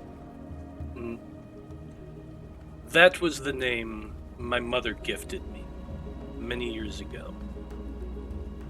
I kind of like it better than Darts. Darts fits me so much more. I am, after all, the opposite of everything my father is.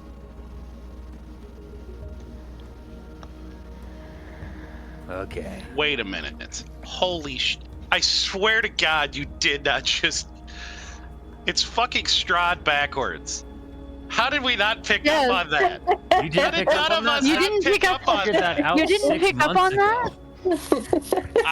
I never paid attention to that shit. I was just like, wait, because Get the we pronoun out of your mouth.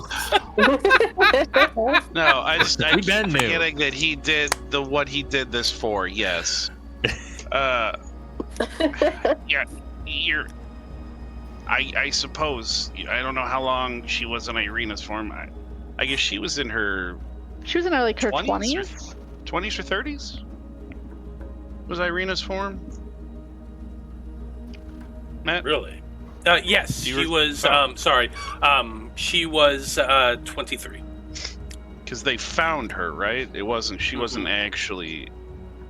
Yeah. Yes, yes, yeah. her father found her. She was adopted and found by, the burgomaster. And yeah, she was traveling with us for a time. We were taking her brother's... is. Oh, yeah, yes. I suppose she still is with us. She was taken from us. That is interesting. He wets his lips by running a pale tongue across them before speaking again. He says, "This is very interesting, honestly. My father has described the cycle to me many times when I was growing up, but I never quite believed him.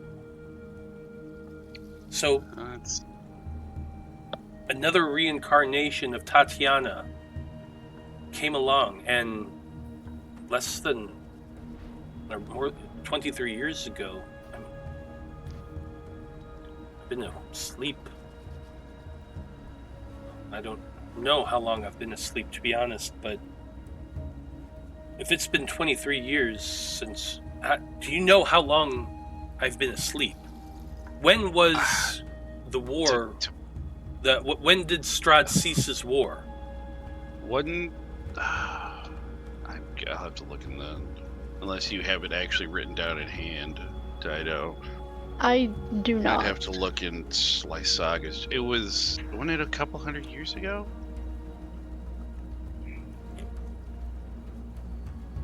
Right. Can I do a quick, like with his background of being a nerd, can I get like an advantage on a history check? Sure, to have go for him it. If you remember can't since remember offhand, go ahead and roll a history Yeah. check.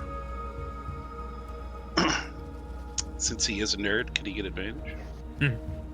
I'll allow That's it. literally the Conclave research. yeah. It's kind of his. Yeah, it's his Yeah, thing. I'll allow it.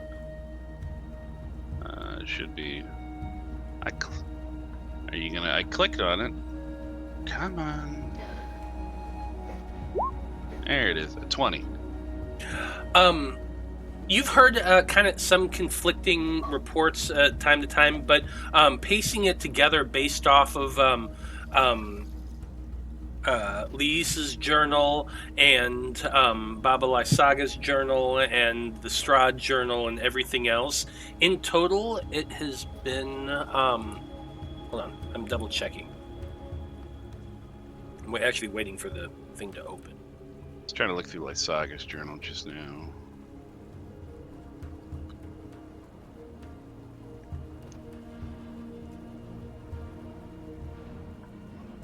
Let's see, lease came about in 955.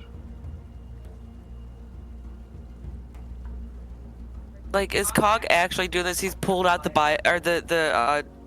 journal. He might have had it with him, but I mean, I know it's in her. She says lease came around in 955, but it doesn't say. It's been 36 years. It's been 36 years. You piecing it together with everything that you've heard and everything in the journals and all of that.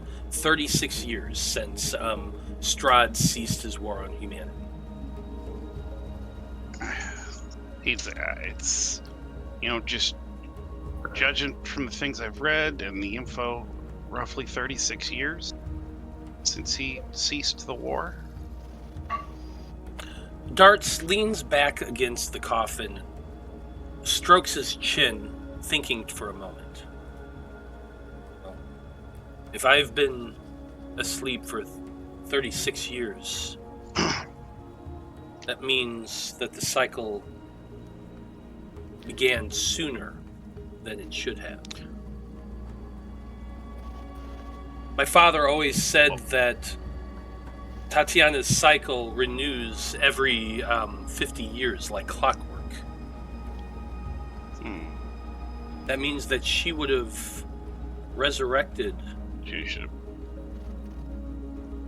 Much sooner. Yes, than much we think. sooner.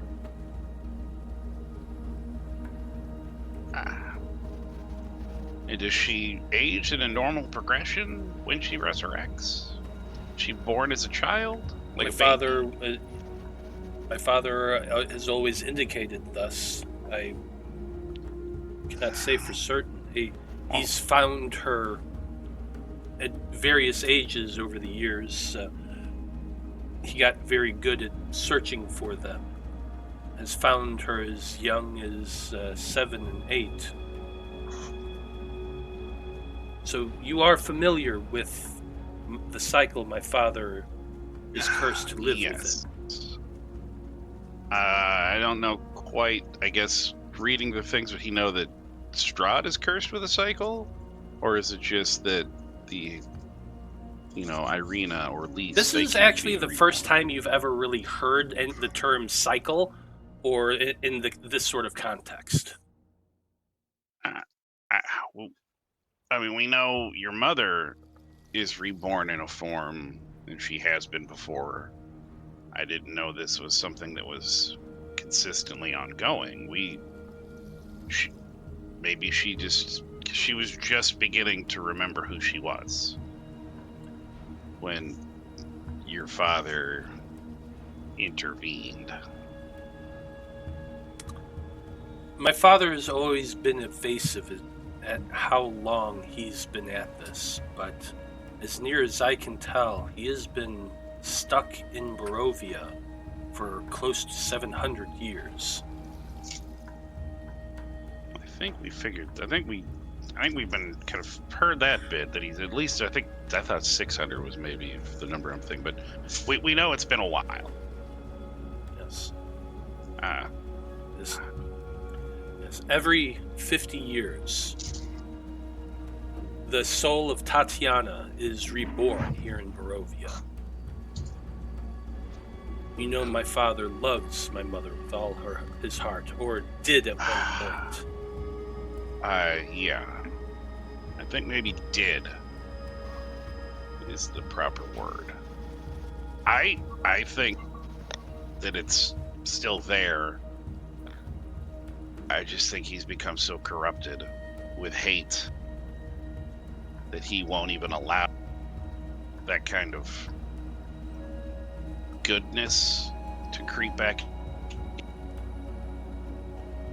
I mean, he knows. Does he know you're sleeping? Or does he think you're dead? No. He knows I live. He and I... we came to an understanding. Van Richten, my father and I.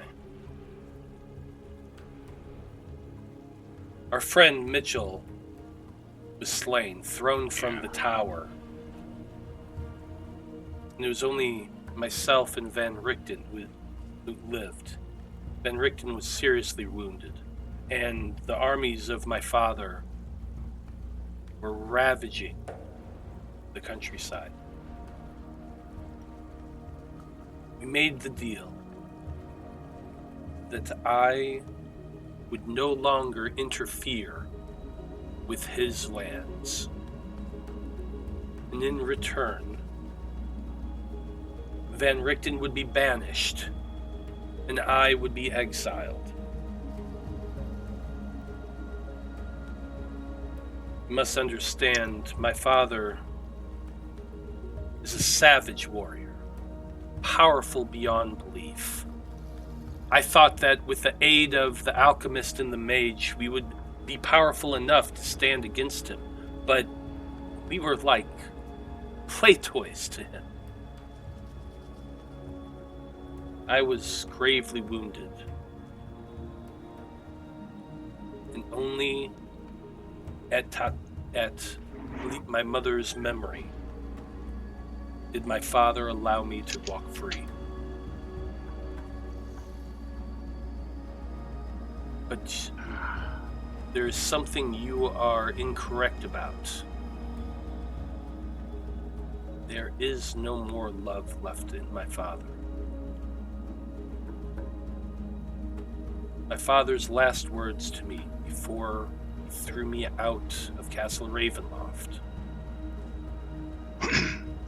was that he was done with all of this. Done with the cycle. He no longer cared.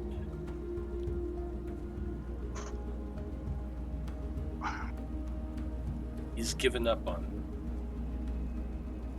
Well, I guess when he did care, what was he trying to break the cycle? What was his goal?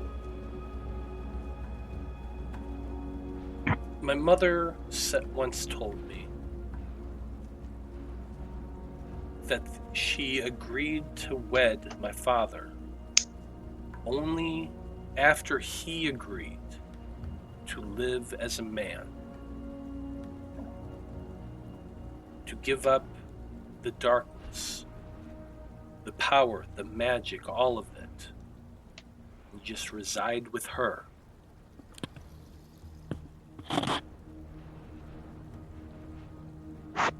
My mother loved my father, but my mother also saw it as an opportunity to try to redeem him. But in the end, humanity failed my mother. And my father gave up, never trying again.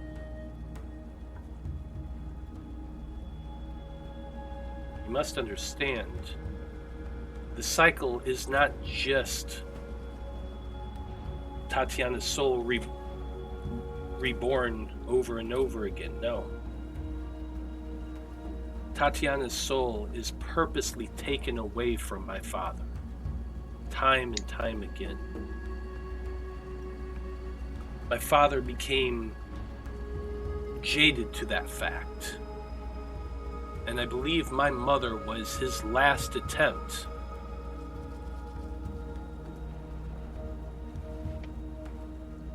But what's more, he kind of gestures to all of you. This is all part of the cycle as well. You are clearly from other lands. He looks at each one of you. Yeah. Yep. Only one of you are human. You in the hat. As for the rest, you stick out like a sore thumb here. But you are not the first Outworlders that I've seen before. Yeah, Mitchell. I do not speak of Mitchell. We're from where Mitchell's from. Every 10 to 15 years or so, these lands connect to others. Mitchell used to say that this is a pocket dimension, I believe he called it. One that exists separate from other planes of existence, but every so often grazes against them. Every time this happens, someone comes along. Groups of someones, individuals themselves. They come to this land. They see the state of the people that live there. Some try to take control. Others try to save the despondent. Some succeed in small ways. At the beginning, my father said some even succeeded in defeating him. And yet he would always rise again after those poor fools set off into the mists.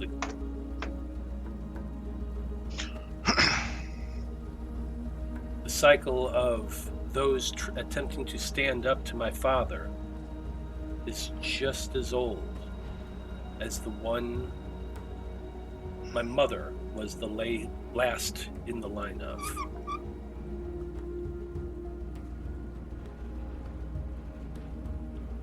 You must understand, my father has seen this all before. That is his true curse. Endless, monotonous repetition. You know what that sort of thing does to an already weary soul? I can imagine. Drives him insane.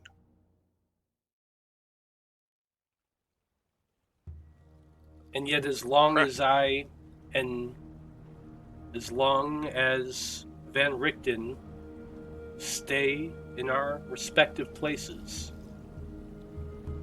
my father maintains his truce and does not wipe out humanity.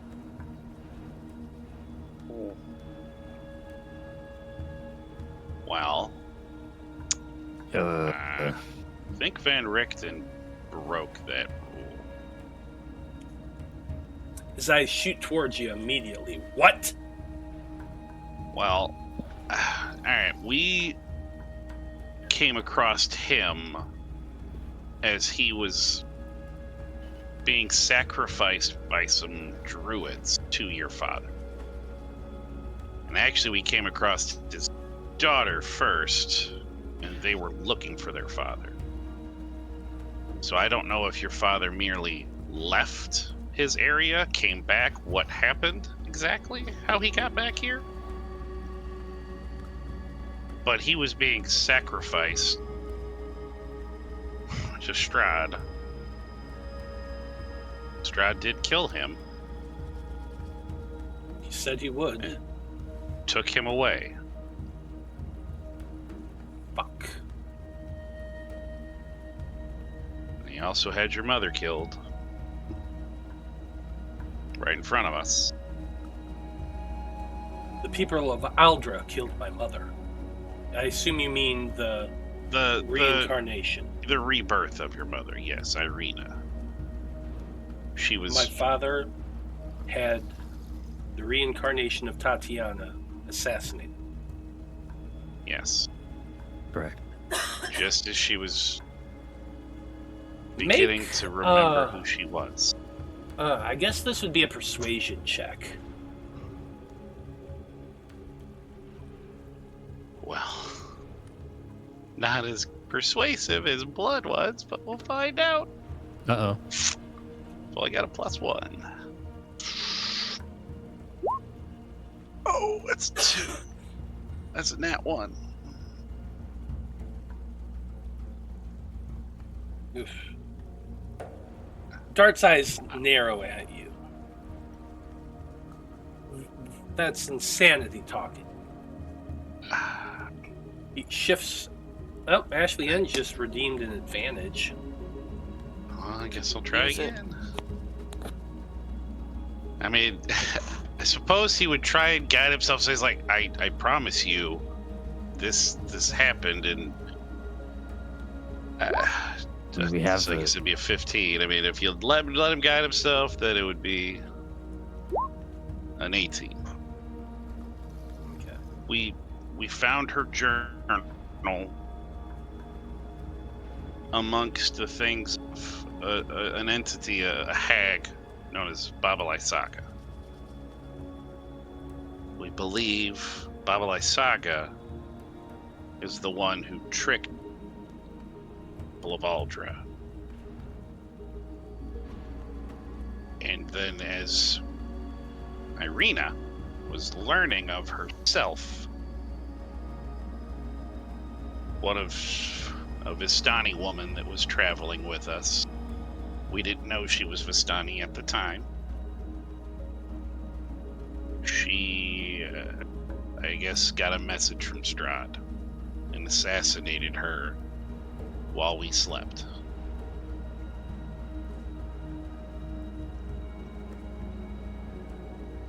I wasn't able to bring her back. I was hoping the Abbey, what was the name of the place that the Abbey was on this one? Aljiva? Remember, we were hoping the leader of the Abbey be a little bit more powerful in his magics to bring her back. I have her here with me,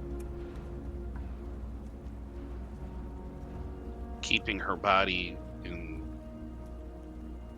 a sort of stasis where she won't decay, become undead. Trying to preserve her life to see if we can bring our friend back. Dart shakes his head. Tatiana's soul is bound by whatever curse that my father's under. Reincarnation is impossible. If it were, my father would have done it himself many times over. He is one of the most accomplished wizards of, well, any has ever seen. I get it. I know how listening to you, I already believe what you're saying. But we're not from here. We didn't grow up here. We haven't been beaten down by this world. I swore an oath a long time ago that I would try to preserve as much life as I can. Even if it's a fool's errand, I'm still gonna try. She was one of the true kind people we met here. She was my friend.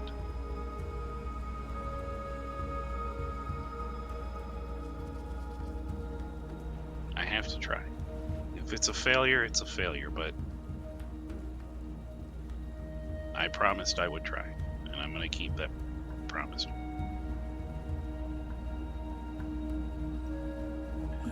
Darts kind of shrugs a little bit. You're welcome to do as you wish. I do not have high hopes for you. I don't either. But it's something I gotta do at this point.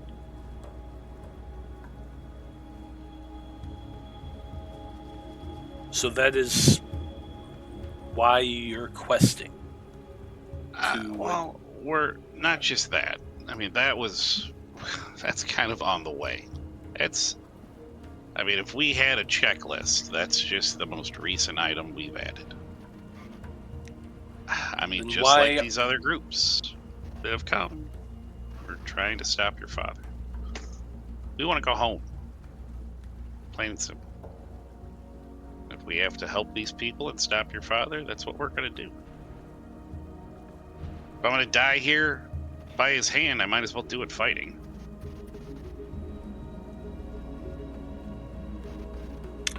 Brave words.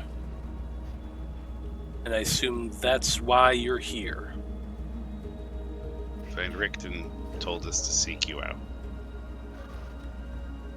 We were myself, Van Richten, my friend Danika here, we were actually, after we rescued him, we had split up because your father was chasing us. And we thought, you know what, maybe we can make for your tower. He told us where to find it. So Van Richten was coming to see me as well. Yes, and I know you think Mitchell is dead, but Van Richten believes he's alive. And he thinks he was was it the Amber Temple he thought he was hiding out in? Is that what he had said? I think so. I'm going to correct you on that one. You heard that. No, he was like, I think he was roaming like the northern mountains or something like that. Mount Okay. Gakis. Well, that's where we are now, Yeah, you're. isn't it? Shit. Well, somebody saw a guy up in the mountains to the north. Yeah. I don't remember what those mountains were called. Oh, He Mount Baratok Baratok is the yeah. northern Right. mountains. he either had spotted him himself or was just he heard rumors that Robert Mitchell was somewhere to the north, Mount Baratok. He mentioned. We're not sure what's there, but we're going to be seeking him out as well. Darts. We were No, go ahead. also told vaguely that you might be a crucial part of us being able to take down your father. He gives you a odd sort of look. What do you mean? I think Van Richten wanted to get the band back together. And we also had a reading on how to defeat Strahd so we can go home. Do you know Madame Ava by chance?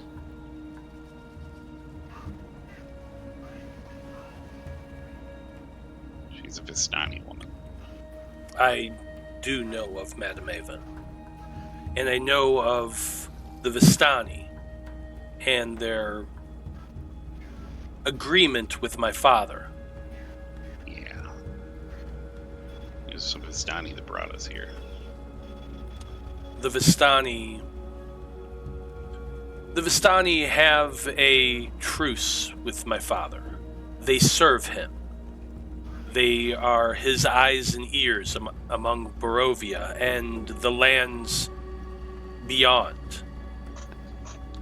They seem to be able to pass through the mists at will and travel to many planes of existence and come back to this one and report to my father. And in doing so, he gives them all free reign of these lands.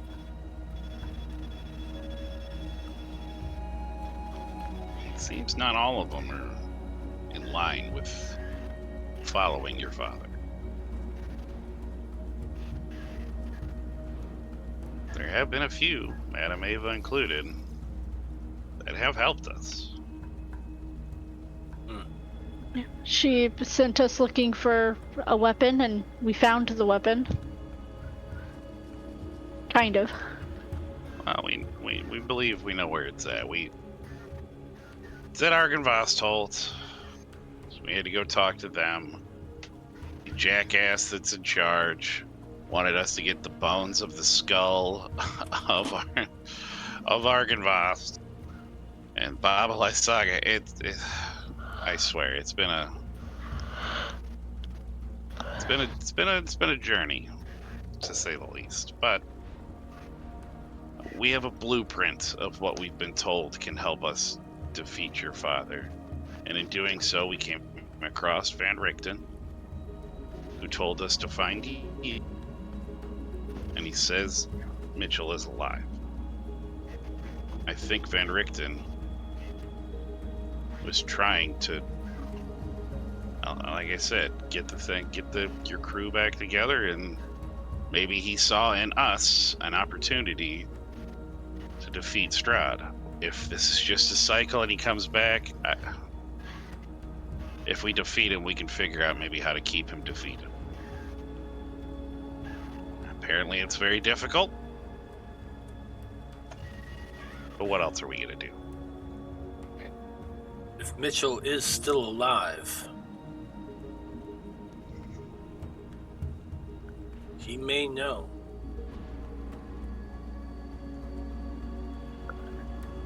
You know, it's Mitchell funny. was an adequate wizard, but very good at finding out information. If he managed to stay alive,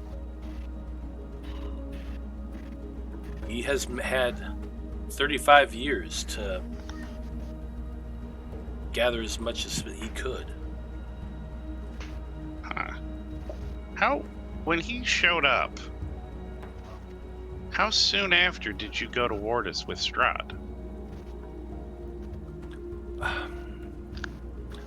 I believe he resided in Barovia for a good 5 years before That's that. about the time of the breaking, right? Is what? Because it was. Is it 40? 25 wasn't- years. No, the yeah. breaking was 25 years ago. So he's, I suppose, in the whole weird when he went into the dream, when he tried jumping in, he came out at he came out at a different time. Yeah, God, this is enough to make you confused. Or it's like being in the Feywild, where time works differently. Shadowfell too, yeah. I suppose it's a little fuzzy, because Robert Mitchell disappeared from Europa, where we're from, roughly 25 years ago. I know somehow from the reports I read, they traveled through some kind of a magic portal to the very distant past of our world. And by the accounts of the people that survived, to come back, he disappeared trying to use some kind of a plane shift spell, and I'm assuming he landed up here. Just much further back than when he actually left the Ropa. So it's time must work differently here than it does back home. Darts kind of shrugs a little bit. I know of magic, but I am not very well versed in it. I know a few things, but that sounds like something that only Mitchell could answer. Well, he was a very skilled magical enchanter back home. Highly sought after magical items. He was very, very good at making them. So it doesn't surprise me that he has flourished in the time that he has been here.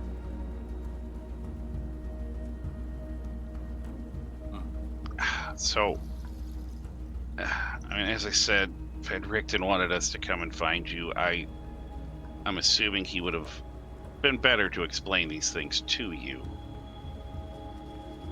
I mean, I gotta ask. I don't know what you'll say. It seems like the rules have already been broken. If we find Mitchell, will you help us? Maybe we can finally stop the cycle. Make a persuasion check.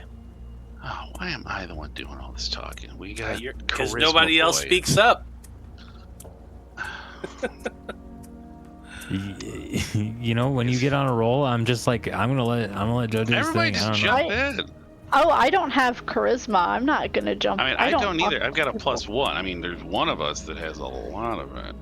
It's But that's true. why I don't talk to And people, there's been a because kitty I cat don't have sticking good his butt in her charisma. face to look at the camera all the time. It's true. Yeah, I mean, he'd kind of, be guiding himself, like I said. He's. God damn it! See, this is.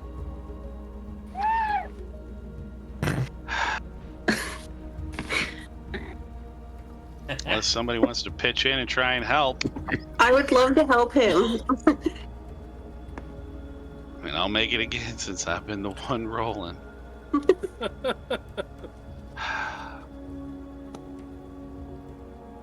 Praying to D&D Jesus, Chris Perkins. Yay! There you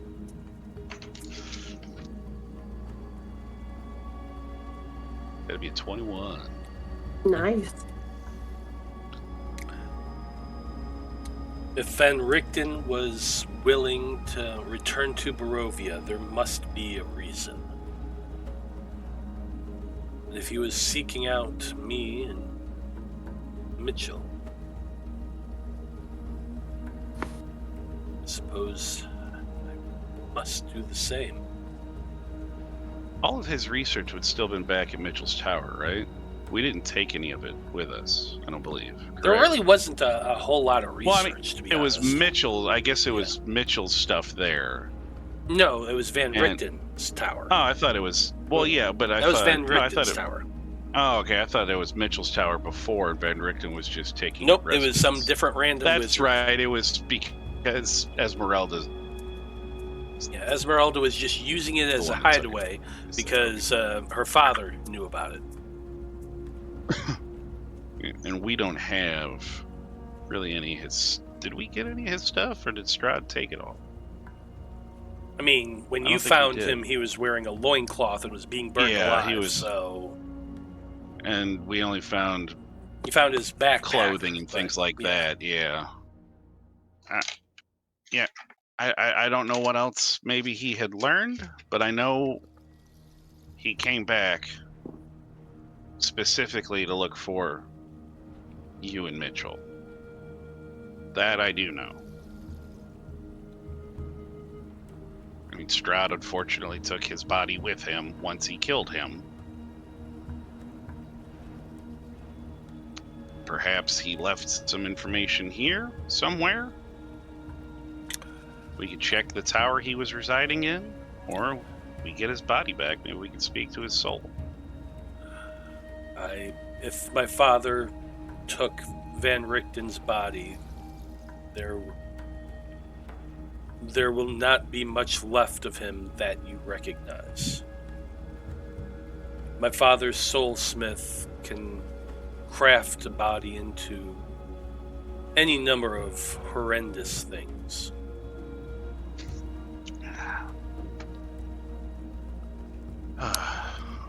Well, perhaps maybe, the Abbey and the father there. Maybe the Morning Lord. Maybe my own goddess. I don't know. Something else. But he must have had a reason if he knew coming back meant his death. And actual war. He didn't seem like the kind of man to callously throw that much life away. If Van Richten chose to come back to Barovia, there must have been a reason. And we must find that reason.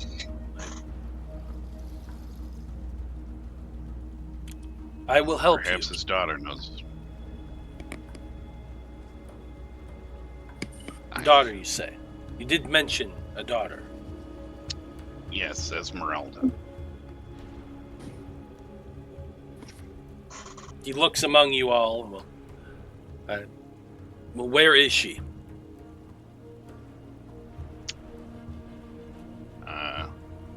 She's outside. She didn't come down with us. Darts rummages around in the coffin for a moment, and there's not a whole lot in it, but he pulls the cushion aside and pulls out a shirt and a cloak. He puts these on as well. I was gonna mention, it's kind of cold outside. I figured he was shirtless the whole time. He was shirtless He has the whole been. time. Yes. He smiles wryly at you and says, "The cold does not affect me the same as you." Never bothered God, him. I thought anyway. you were gonna Princess Elsa. I thought you were gonna Elsa that shit and go, cold doesn't bother you. Yeah. I try to play it a little more seriously. What Anyway, group are you I know. playing with I here, know. Matt? I'm joking. That was definitely an opportunity missed. Anyway, Dart says, "Let us speak with this Esmeralda then."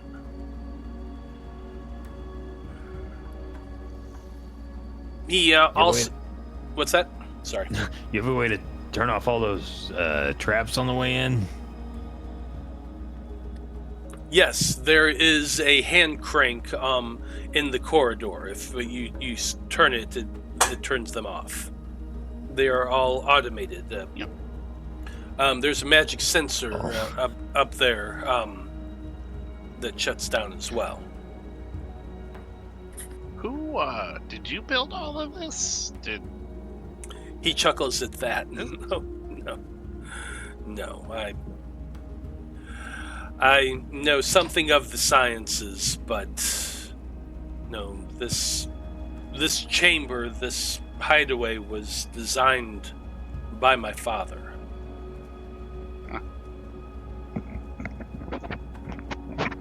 Guess I shouldn't be that surprised. I'll speak of my father as we ascend. There are some things you really should understand.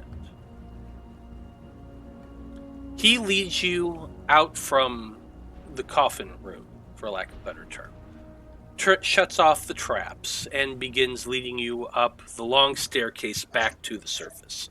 I pick up the immovable rod on our way back. Fair enough. As he's walking, he tells you, there has many that has come into Barovia over the years. Some trapped like my father, others somehow able to move back and forth. My father has found men of magic, men of science. He collects adventurers, gains what he can from them,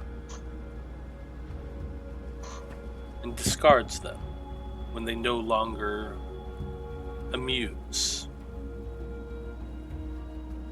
I myself have only seen this cycle once in my lifetime, but it was a interesting education. Those who come into Barovia are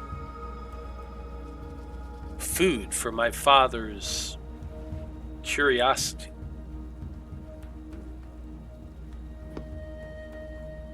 He learns what he can from them if they are more intelligent, but his understanding of science, of medicine, of magic is formidable. Robert Mitchell, he told me once during the war that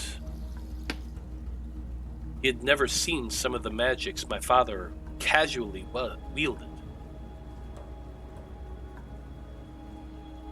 My father once told me, when I was a child, a tale of a lich and necromancer who was once trapped in Barovia. They spent centuries together. A careful truce between them, both obsessed with escaping Barovia. And they tried many, many times to do so. Once my father almost succeeded, but was ripped to pieces and eventually returned to Barovia again, along with that lich. They once fought a war as well. The lich managed to set out from Barovia to escape it into a different domain that occasionally connects to this. He raised up an army and sent them to conquer Barovia as well. And my father tells it he easily defeated the necromancer. But he also freely admits that he learned much from him. His knowledge of magic, in my father's terms, was of middling power. But the education he got from that lich, the education he received from the many adventurers who came through the mists set before then and since then, just added to my father's repertoire.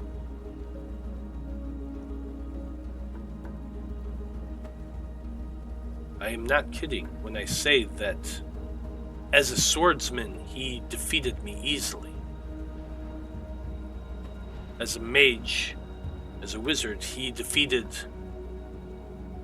Mitchell with barely batting an eye. Van Richten knew of alchemy, knew of metallurgy, understood how to defeat vampires, according to him. And against many spawn, he was easily a success. But he was no match for my father.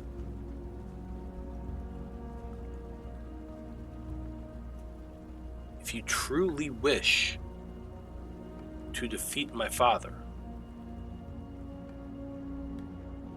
you must find a way to get past centuries of knowledge.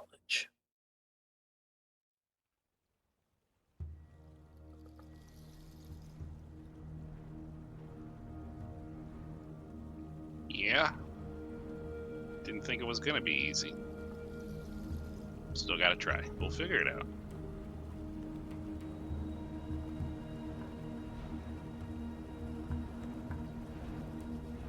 You know, maybe it's our experiences from where we're from that will help us figure out how to do this.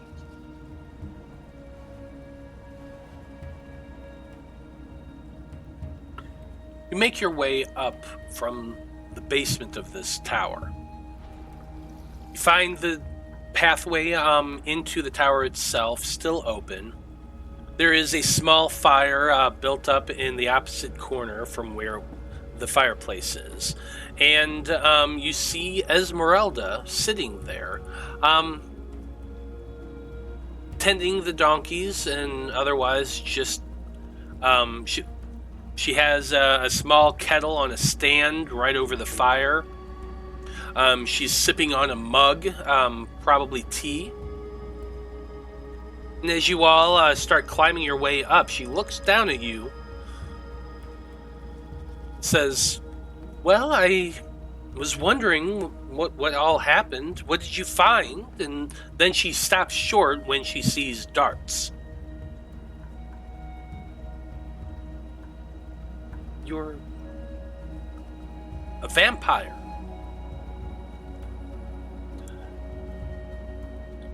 How kind of you to notice. I assume you're the daughter of the alchemist.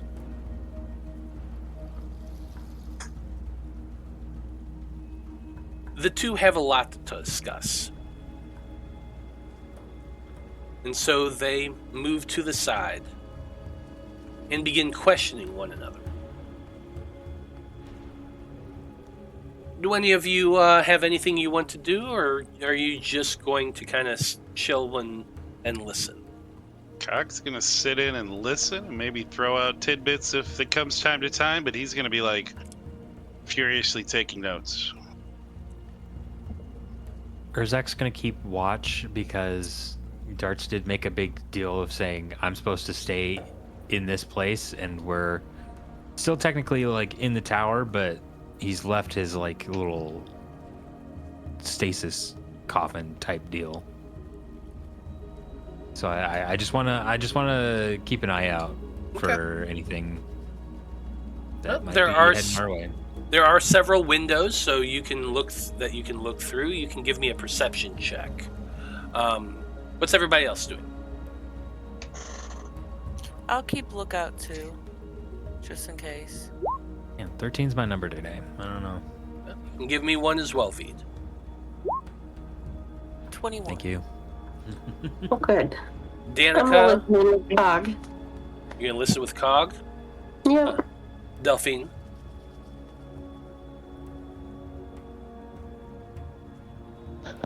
I'm gonna listen. Or you know what? Hold on. I may cast Private Sanctum. Give me a second. I don't remember what spell level that is. I think it's 4. Let me just double check.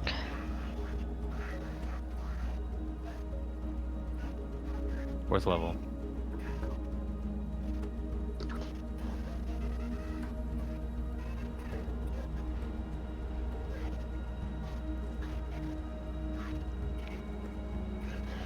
Not many. Oh, okay, yeah, I'm gonna cast Private Sanctum Okay. at 4th level. Just to give us a little bit of privacy at like max distance, though.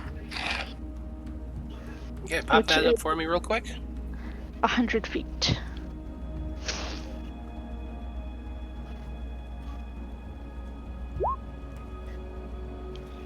The area within range magically secure. The area is a cube that can be as small as 5 feet or as large as 100 feet. Has a duration, lasts for the duration, which is 24 hours, or until you use your action to dismiss it. When you cast a spell, you decide what sort of security the spell provides, choosing any or all of the following. Sound can't pass through. The barrier is warded and appears dark and foggy, preventing vision, including dark vision. Sensors created by divination spells can't appear inside the protected area or pass through the barrier or at its perimeter. Creatures in the area can't be detected by divination spells. Nothing can teleport into or out of the warded area. Planar travel is blocked within the warded area. Casting the spell on the same spot. Wow. Okay. Makes it permanent. Nice. It's probably what that dude did to the tower. Yeah, so you cast this Private Sanctum, warding the area from any and all divination. Very nice. And teleportation. And teleportation. Very nice. So we're not just going to have a surprise visitor all of a sudden. They at least have to be 100 feet away. Nice. Well, after casting this spell, you settle in to listen while Vide and Urzak take watch through the windows, checking the door, yada yada yada. Here's the essence of the conversation. Darts is very curious about Esmeralda, questions her about her father, where she came about, how she came about, why she came to Barovia, how yada yada, and the tale that Esmeralda tells is fairly similar to the one she told you all. Her father disappeared, said he was going to Barovia, but wasn't very specific on why, told her not to follow, disappeared. She eventually got worried and went looking for him. She speaks about trying to track down Mitchell. She tells him that she thinks she spotted him. She spotted an old man with a raggedy beard and a bald head and frayed shock of hair on the sides, covered in mud, dirty, roaming about near the foot of Mount Baratok.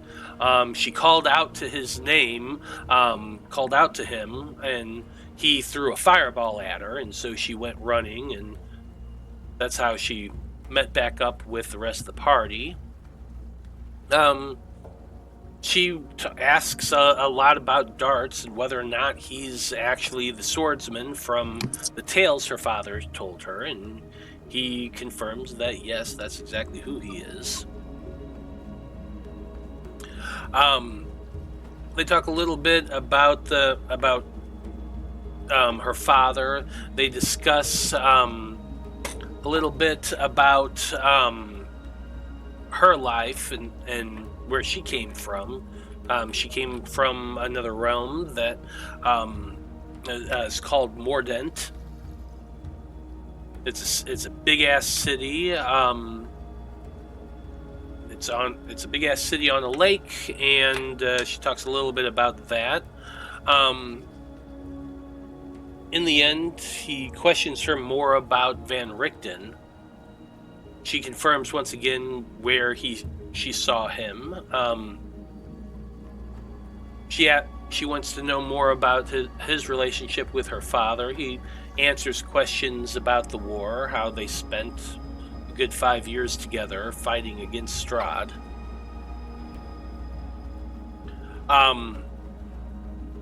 I'm going to open things up to you all. If you have any questions or anything you want to know, you can chime in and ask.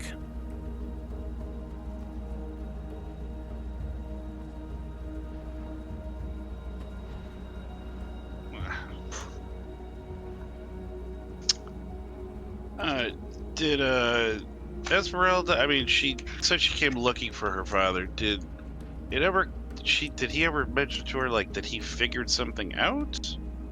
I don't remember if we ever discussed that with her. Because I know she said she came looking for him, but why did he come back? My father heard a rumor. What he told me was he was in the one of his favorite shops in the city. It is a bookseller by the name of Tilly. She deals in rare and unique books, and he happened to be there looking for or picking up a particular volume that she secured for him. And while she was there, an interesting individual arrived. He was a vagabond of sorts, is how my father described him. He was trying to sell a book. My father was curious and inquired about it, and it turned out to be a journal. My father questioned the man about the journal. And my father says that the journal was given to the man by a mad mage by the name of Mitchell.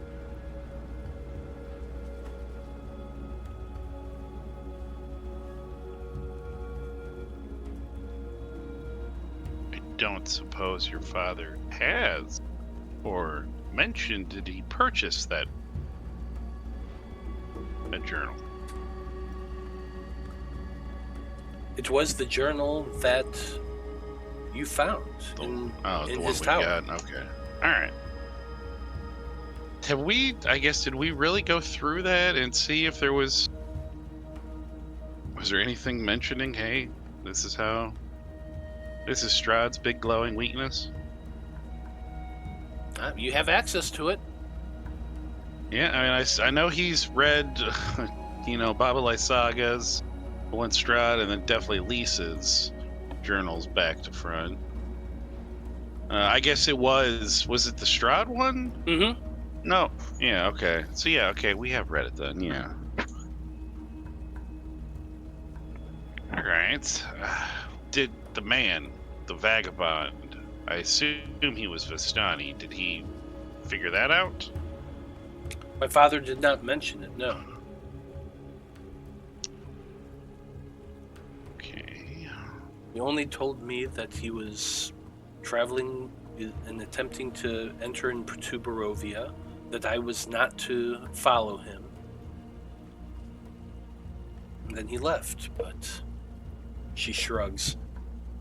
That was something he did all the time.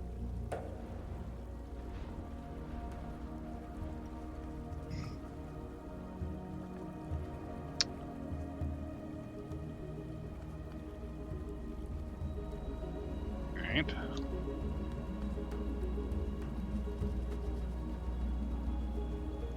Yeah, I mean, it's...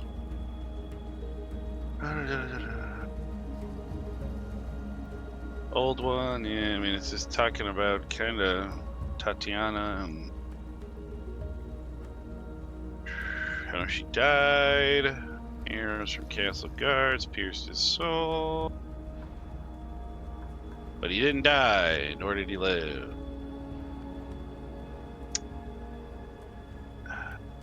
And then it just says he hunts for her in his hollow castle of despair in Ravenloft.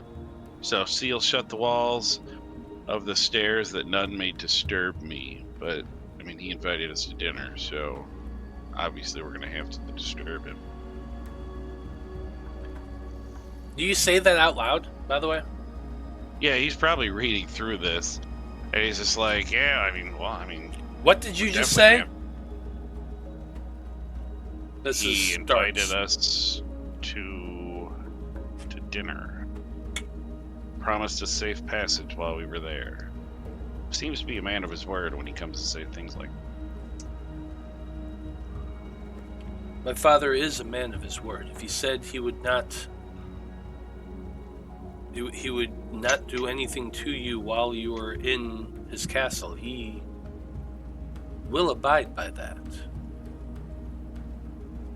I mean, it does mention in his little thing a sword, a cursed sword that Sergei brought. We believe that's the sword, the weapon we were told by Madame Eva is in Argynvostholt. Is that where it's been? We're guessing. We believe that their captain wielded it as his personal weapon. The adventurers I encountered who your predecessors were looking for a sword of sunlight as well.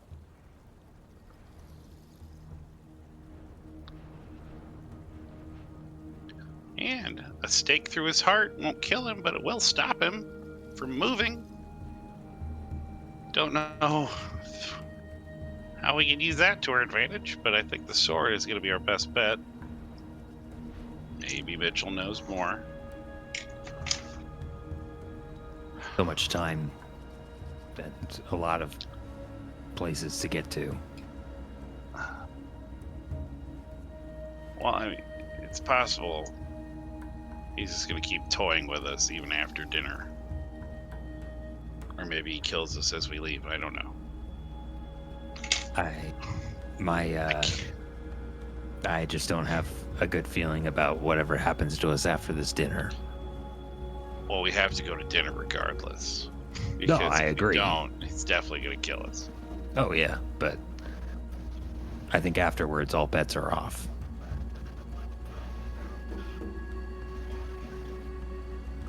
If we have all the things we need. Well, we've got the book. We were told, I guess, wasn't finding darts one of the... He's the ally that we need. Yeah. We gotta get the sword, and there's something else we have to get. When you say you know where the sword is and how to get it. Yeah. Yes, we've secured the bones of the skull of the dragon, the silver dragon, to return to Argynvostholt, and whether or not he wouldn't even, I guess, really talk to us until I made that promise. I was like, hey, we'll go get those bones back. And he's like, you do that and bring them back and we'll talk. And it's like, all right. We're missing something that is a powerful force for good and protection. A holy symbol of great hope. Could that not be the shield? Well, Or is this is the one that's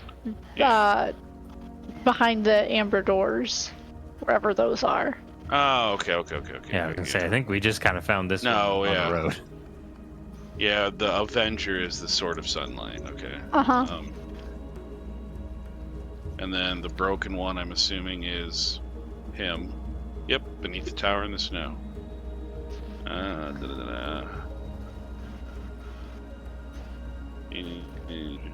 Yeah. Amber doors, does that mean anything to you? What we seek lies in a pile of treasure beyond a set of amber doors. Darts thinks to himself for a moment. The moment stretches on. I'm sorry, no, I've never heard of amber doors before. Perhaps Mitchell will know. Do you happen to know the place which your father must return? That I do know. There is only one place that my father must return to. That is his own coffin. No matter what, Do you know where? My father must return to that to sleep. Do you know where his coffin is? It's gotta be in the bottom of the castle. It is in the center of the bottom of the castle. I have never been there myself, but my father has told me that deep within the depths of Castle Ravenloft, he had built a secured, solid place of solitude. Maybe we have to kill him in his place of solitude.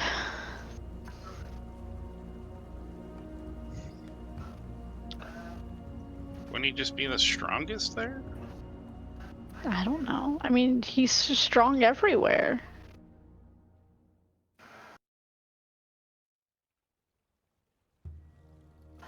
I mean, sometimes you have to. I mean, if Gotta he's go at his with faith here, strongest, yeah. like, I mean.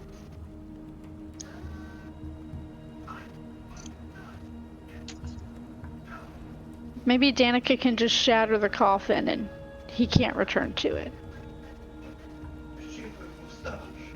Does he have to return to that coffin specifically?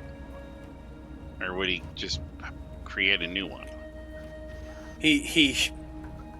Darts shakes his head. My father is tied to the land. He can sleep anywhere, but there's only one place that's secure enough that he feels safe at. So he's vulnerable when he rests. Oh, heck. We got Neon Lights Roleplay rating us with a party of 14. Howdy, everybody. Hello. Oh, shit, and we're just ending, too. Yeah, That and we sucks. are coming to the end of it. So let's carry it on a little bit just to say hi.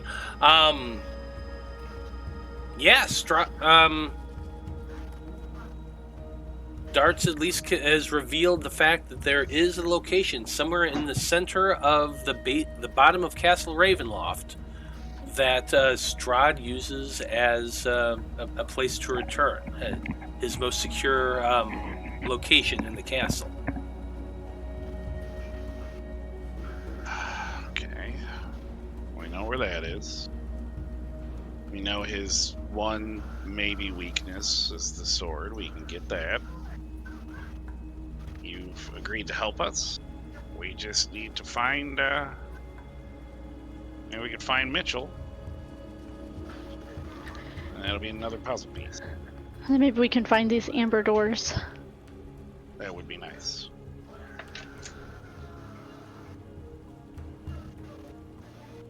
Didn't you say, this Esmeralda speaks up, didn't you say that you heard about the Mad Mage and Amber Doors? Possibly in the north mountains.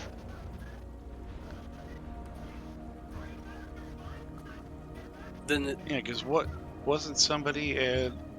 Because I think there's somebody talking about a crazy, or was it Esmeralda as Rictavio who was telling us about even before the tower, telling us about a crazy ass wizard out in the woods. I thought somebody else in town. Maybe the people at the inn. Maybe Delphine heard it from somebody in Vallaki. Or Veros. yeah, Danika or Danika or Danika, whatever we were gonna call the other one, the exact same name. Yeah. And her husband, or was it? She took over the town after we. Oh, that mayor chick? Mm-hmm. Oh my god. Oh Jesus! I'm blanking on her name. Son of a pain in the ass. I'll figure it out here. I don't remember, but it's like her butler that was helping us out. Maybe mentioned something too. I'll give you a freebie. It's Lady Fiona Wachter. Walker. Walkster. Wachter. I think when we went out to take care of Old Bee Farm, there was mention of a wizard roaming the woods too. Maybe by her little manservants, like it was helping us in and out.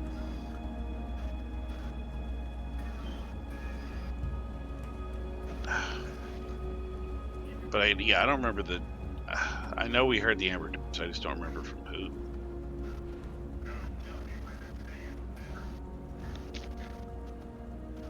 Seems we Somebody have. Veros, definitely. Maybe he was the father of the church. Go ahead. Darts speaks up and he says, "Well, it sounds like we have two targets then. The sword that you apparently know where it's at, and Yes. finding Mitchell." Yeah, I think we can do both of those. I believe they both can be done before the dinner with your father. How much time do you have left? When is the dinner with my father? He had given us a fortnight. Aren't we at like, I think 8.5 or 9 days right now? We have 8 days left. 8 days, right? Yep, it is currently the evening of the 8th day. Oh, so it's been 8. So we have So it's been 6 8 days? left, Yeah, so you got after you take this long rest, you'll have 7 days. then. Right. Okay. We've got about a week. A little over a week. I mean, it's If you only have a week left, then cutting it close, yeah. I suggest we divide our efforts. You know where this blade is, and you have the tools, it seems, to get it. The mage, on the other hand, you only know of a location, Mount Baratok. I will go there. I will seek out the mage.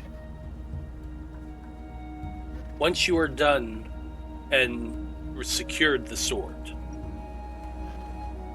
you head to Mount Baratok. Hopefully by then I'll have found him, and we can rejoin there. I have a means to contact you to let you know when we have the sword. Esmeralda speaks up. If you're going to search for the mage, I can help you there. I know where I saw him last. I can at least lead you there. They can secure the sword and come find us. I'll lead you to where I last saw the mage, and hopefully together we'll be able to find him. Darts considers this for a moment and then nods. Very well. The two of us shall seek out the mage. Once you have secured the sword, you may contact us, and we can rendezvous.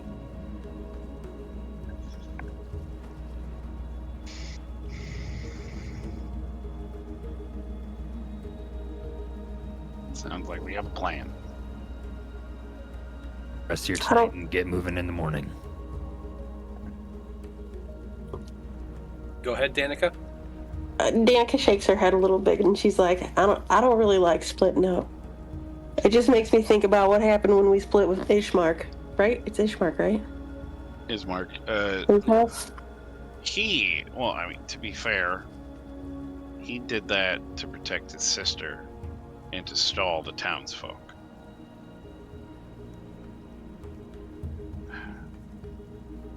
He knew what he was doing. He was a good man. He was not the lesser, as they called him. He was a brave man.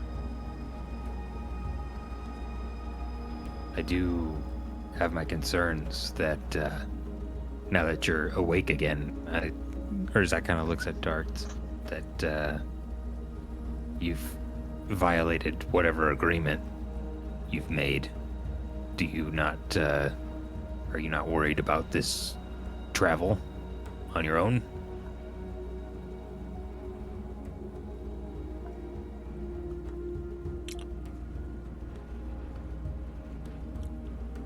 Van Richten has already broken that agreement. Me leaving this tower will not change that fact. I have no idea how my father is going to react. But I doubt me leaving will change that. Okay.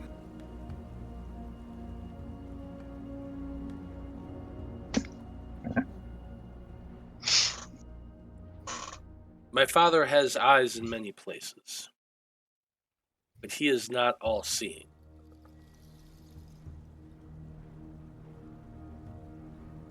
Be secure in that, at least.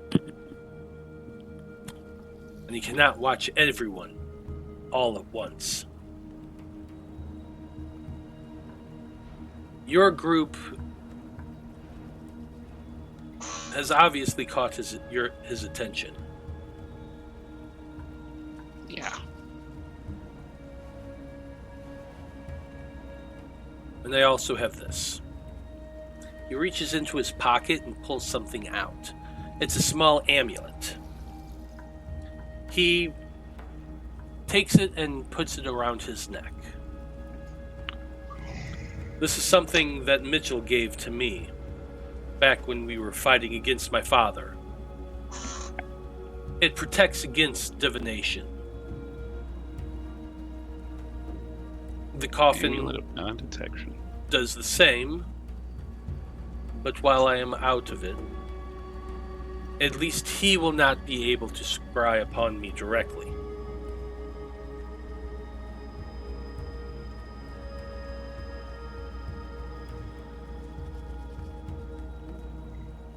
You know what's super funny?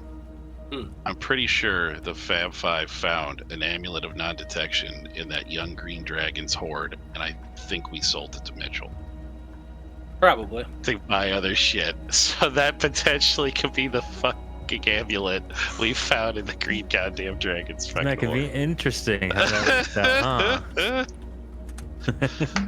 Shit. Well, anyway, I feel like this is actually a good place to end things for this evening.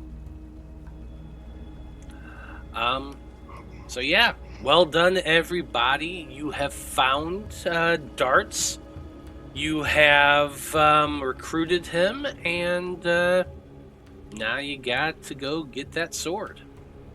Are you gonna Fine. tell us somebody else, kid? Is this Huh? another? Do we level up perhaps? Not I think quite yet. last time we got a Not quite major. Okay. Maybe the sword. I think maybe it's the sword. Not quite yet, but soon. Maybe. You'll see. Soon. Anyway, but that's going to be it for this evening. So, thank you to everyone who watched this evening. We very much appreciate you tuning in and hanging out to us. Come back in 2 weeks. We start at 7 p.m. Curse of Strahd with Castlevania twist. Gotta love it. But for now, we're going to go around the table and have everybody tell us who they are and where we can find them on the internet. And Vide, you're the one who did the recap, so why don't you go first? Excuse me, sorry. Wow. I am Brandie. I played Vide tonight. And I'm here every other Wednesday at 7 playing Vide, and then also every other Monday at that one is at 6, or is it that one is Yep, 7 6. too? 6. Okay, so 6 o'clock every other Monday. The opposite Mondays that I play Curse of Strahd, I'm in the Aether Tech Wars as Mako. Otherwise, I'm on the socials as @RiverDragon82. That's River with a Y. Yeah, that's about it. Heck yeah. Let's go down to Marty. Urzak, you're next. Hey, I'm Marty. You can find me here every other week playing Urzak. You can also find me over on the Bard Rock Network. We're currently in the middle of our yearly Patreon drive. Got a lot of new shows coming down the pipeline for the rest of the year. And go check us out over there. Heck yeah. Danika, or Delphine, you're next. Hello, I'm Dyto. I will be back tomorrow night with Tyranny of Dragons. And all of the shenanigans that having a dragon that looks like a dog can bring. And then I'll be back Monday for Aether Tech Wars. And hopefully I'll get to bitch slap someone with some honey again. Because that's always fun. Heck yeah. Danika, you're next. Hi, I'm Natalie, and I play Danika here every 2 weeks on Curse of Strahd. If you're lucky, you'll see Zell co-starring every once in a while. Apparently, he likes to join us. Chicken wuss. Cog, you're up. I have been Corwan Oliver Goodwood. You're a lovely halfling cleric tonight. Name's Joe. I'm also on the same Monday as this week. We didn't play a couple days ago. Just had some scheduling conflicts for some people, but that's a different kind of system. It's not 5e. It's not Pathfinder. It's called Sagas. It's very interesting, very different, but we are Aether Shanties is the name of the campaign. I don't know if I did say that. We're just a group of Laropan adventurers stuck out in the Aether currents out in the Astral Sea, I guess, if you go for the regular 5e terminology of it. And we just killed a pirate, or we took down his ship, and now we got to go onto his ship and kill him and raid it. And then we have to go do some other crazy shit. It's a lot more chaos than this one, ironically, and it's so much more fun because we're goofy bastards, and I promise you'll have fun. But if you are that group that just joined us a little bit ago, we do have a lot of fun on this. Fab 5 was a 3.5-year campaign, right, man? Mm-hmm. That's all. Most of it is going to be on YouTube. YouTube and Spotify and everywhere you get your podcasts. A lot of fun shenanigans that went on there. That was my absolute all-time favorite character, Blood from Stone, that I have done, and it's fantastic. You should go check that out. There's another one, the Debauchery Circus. They were okay too.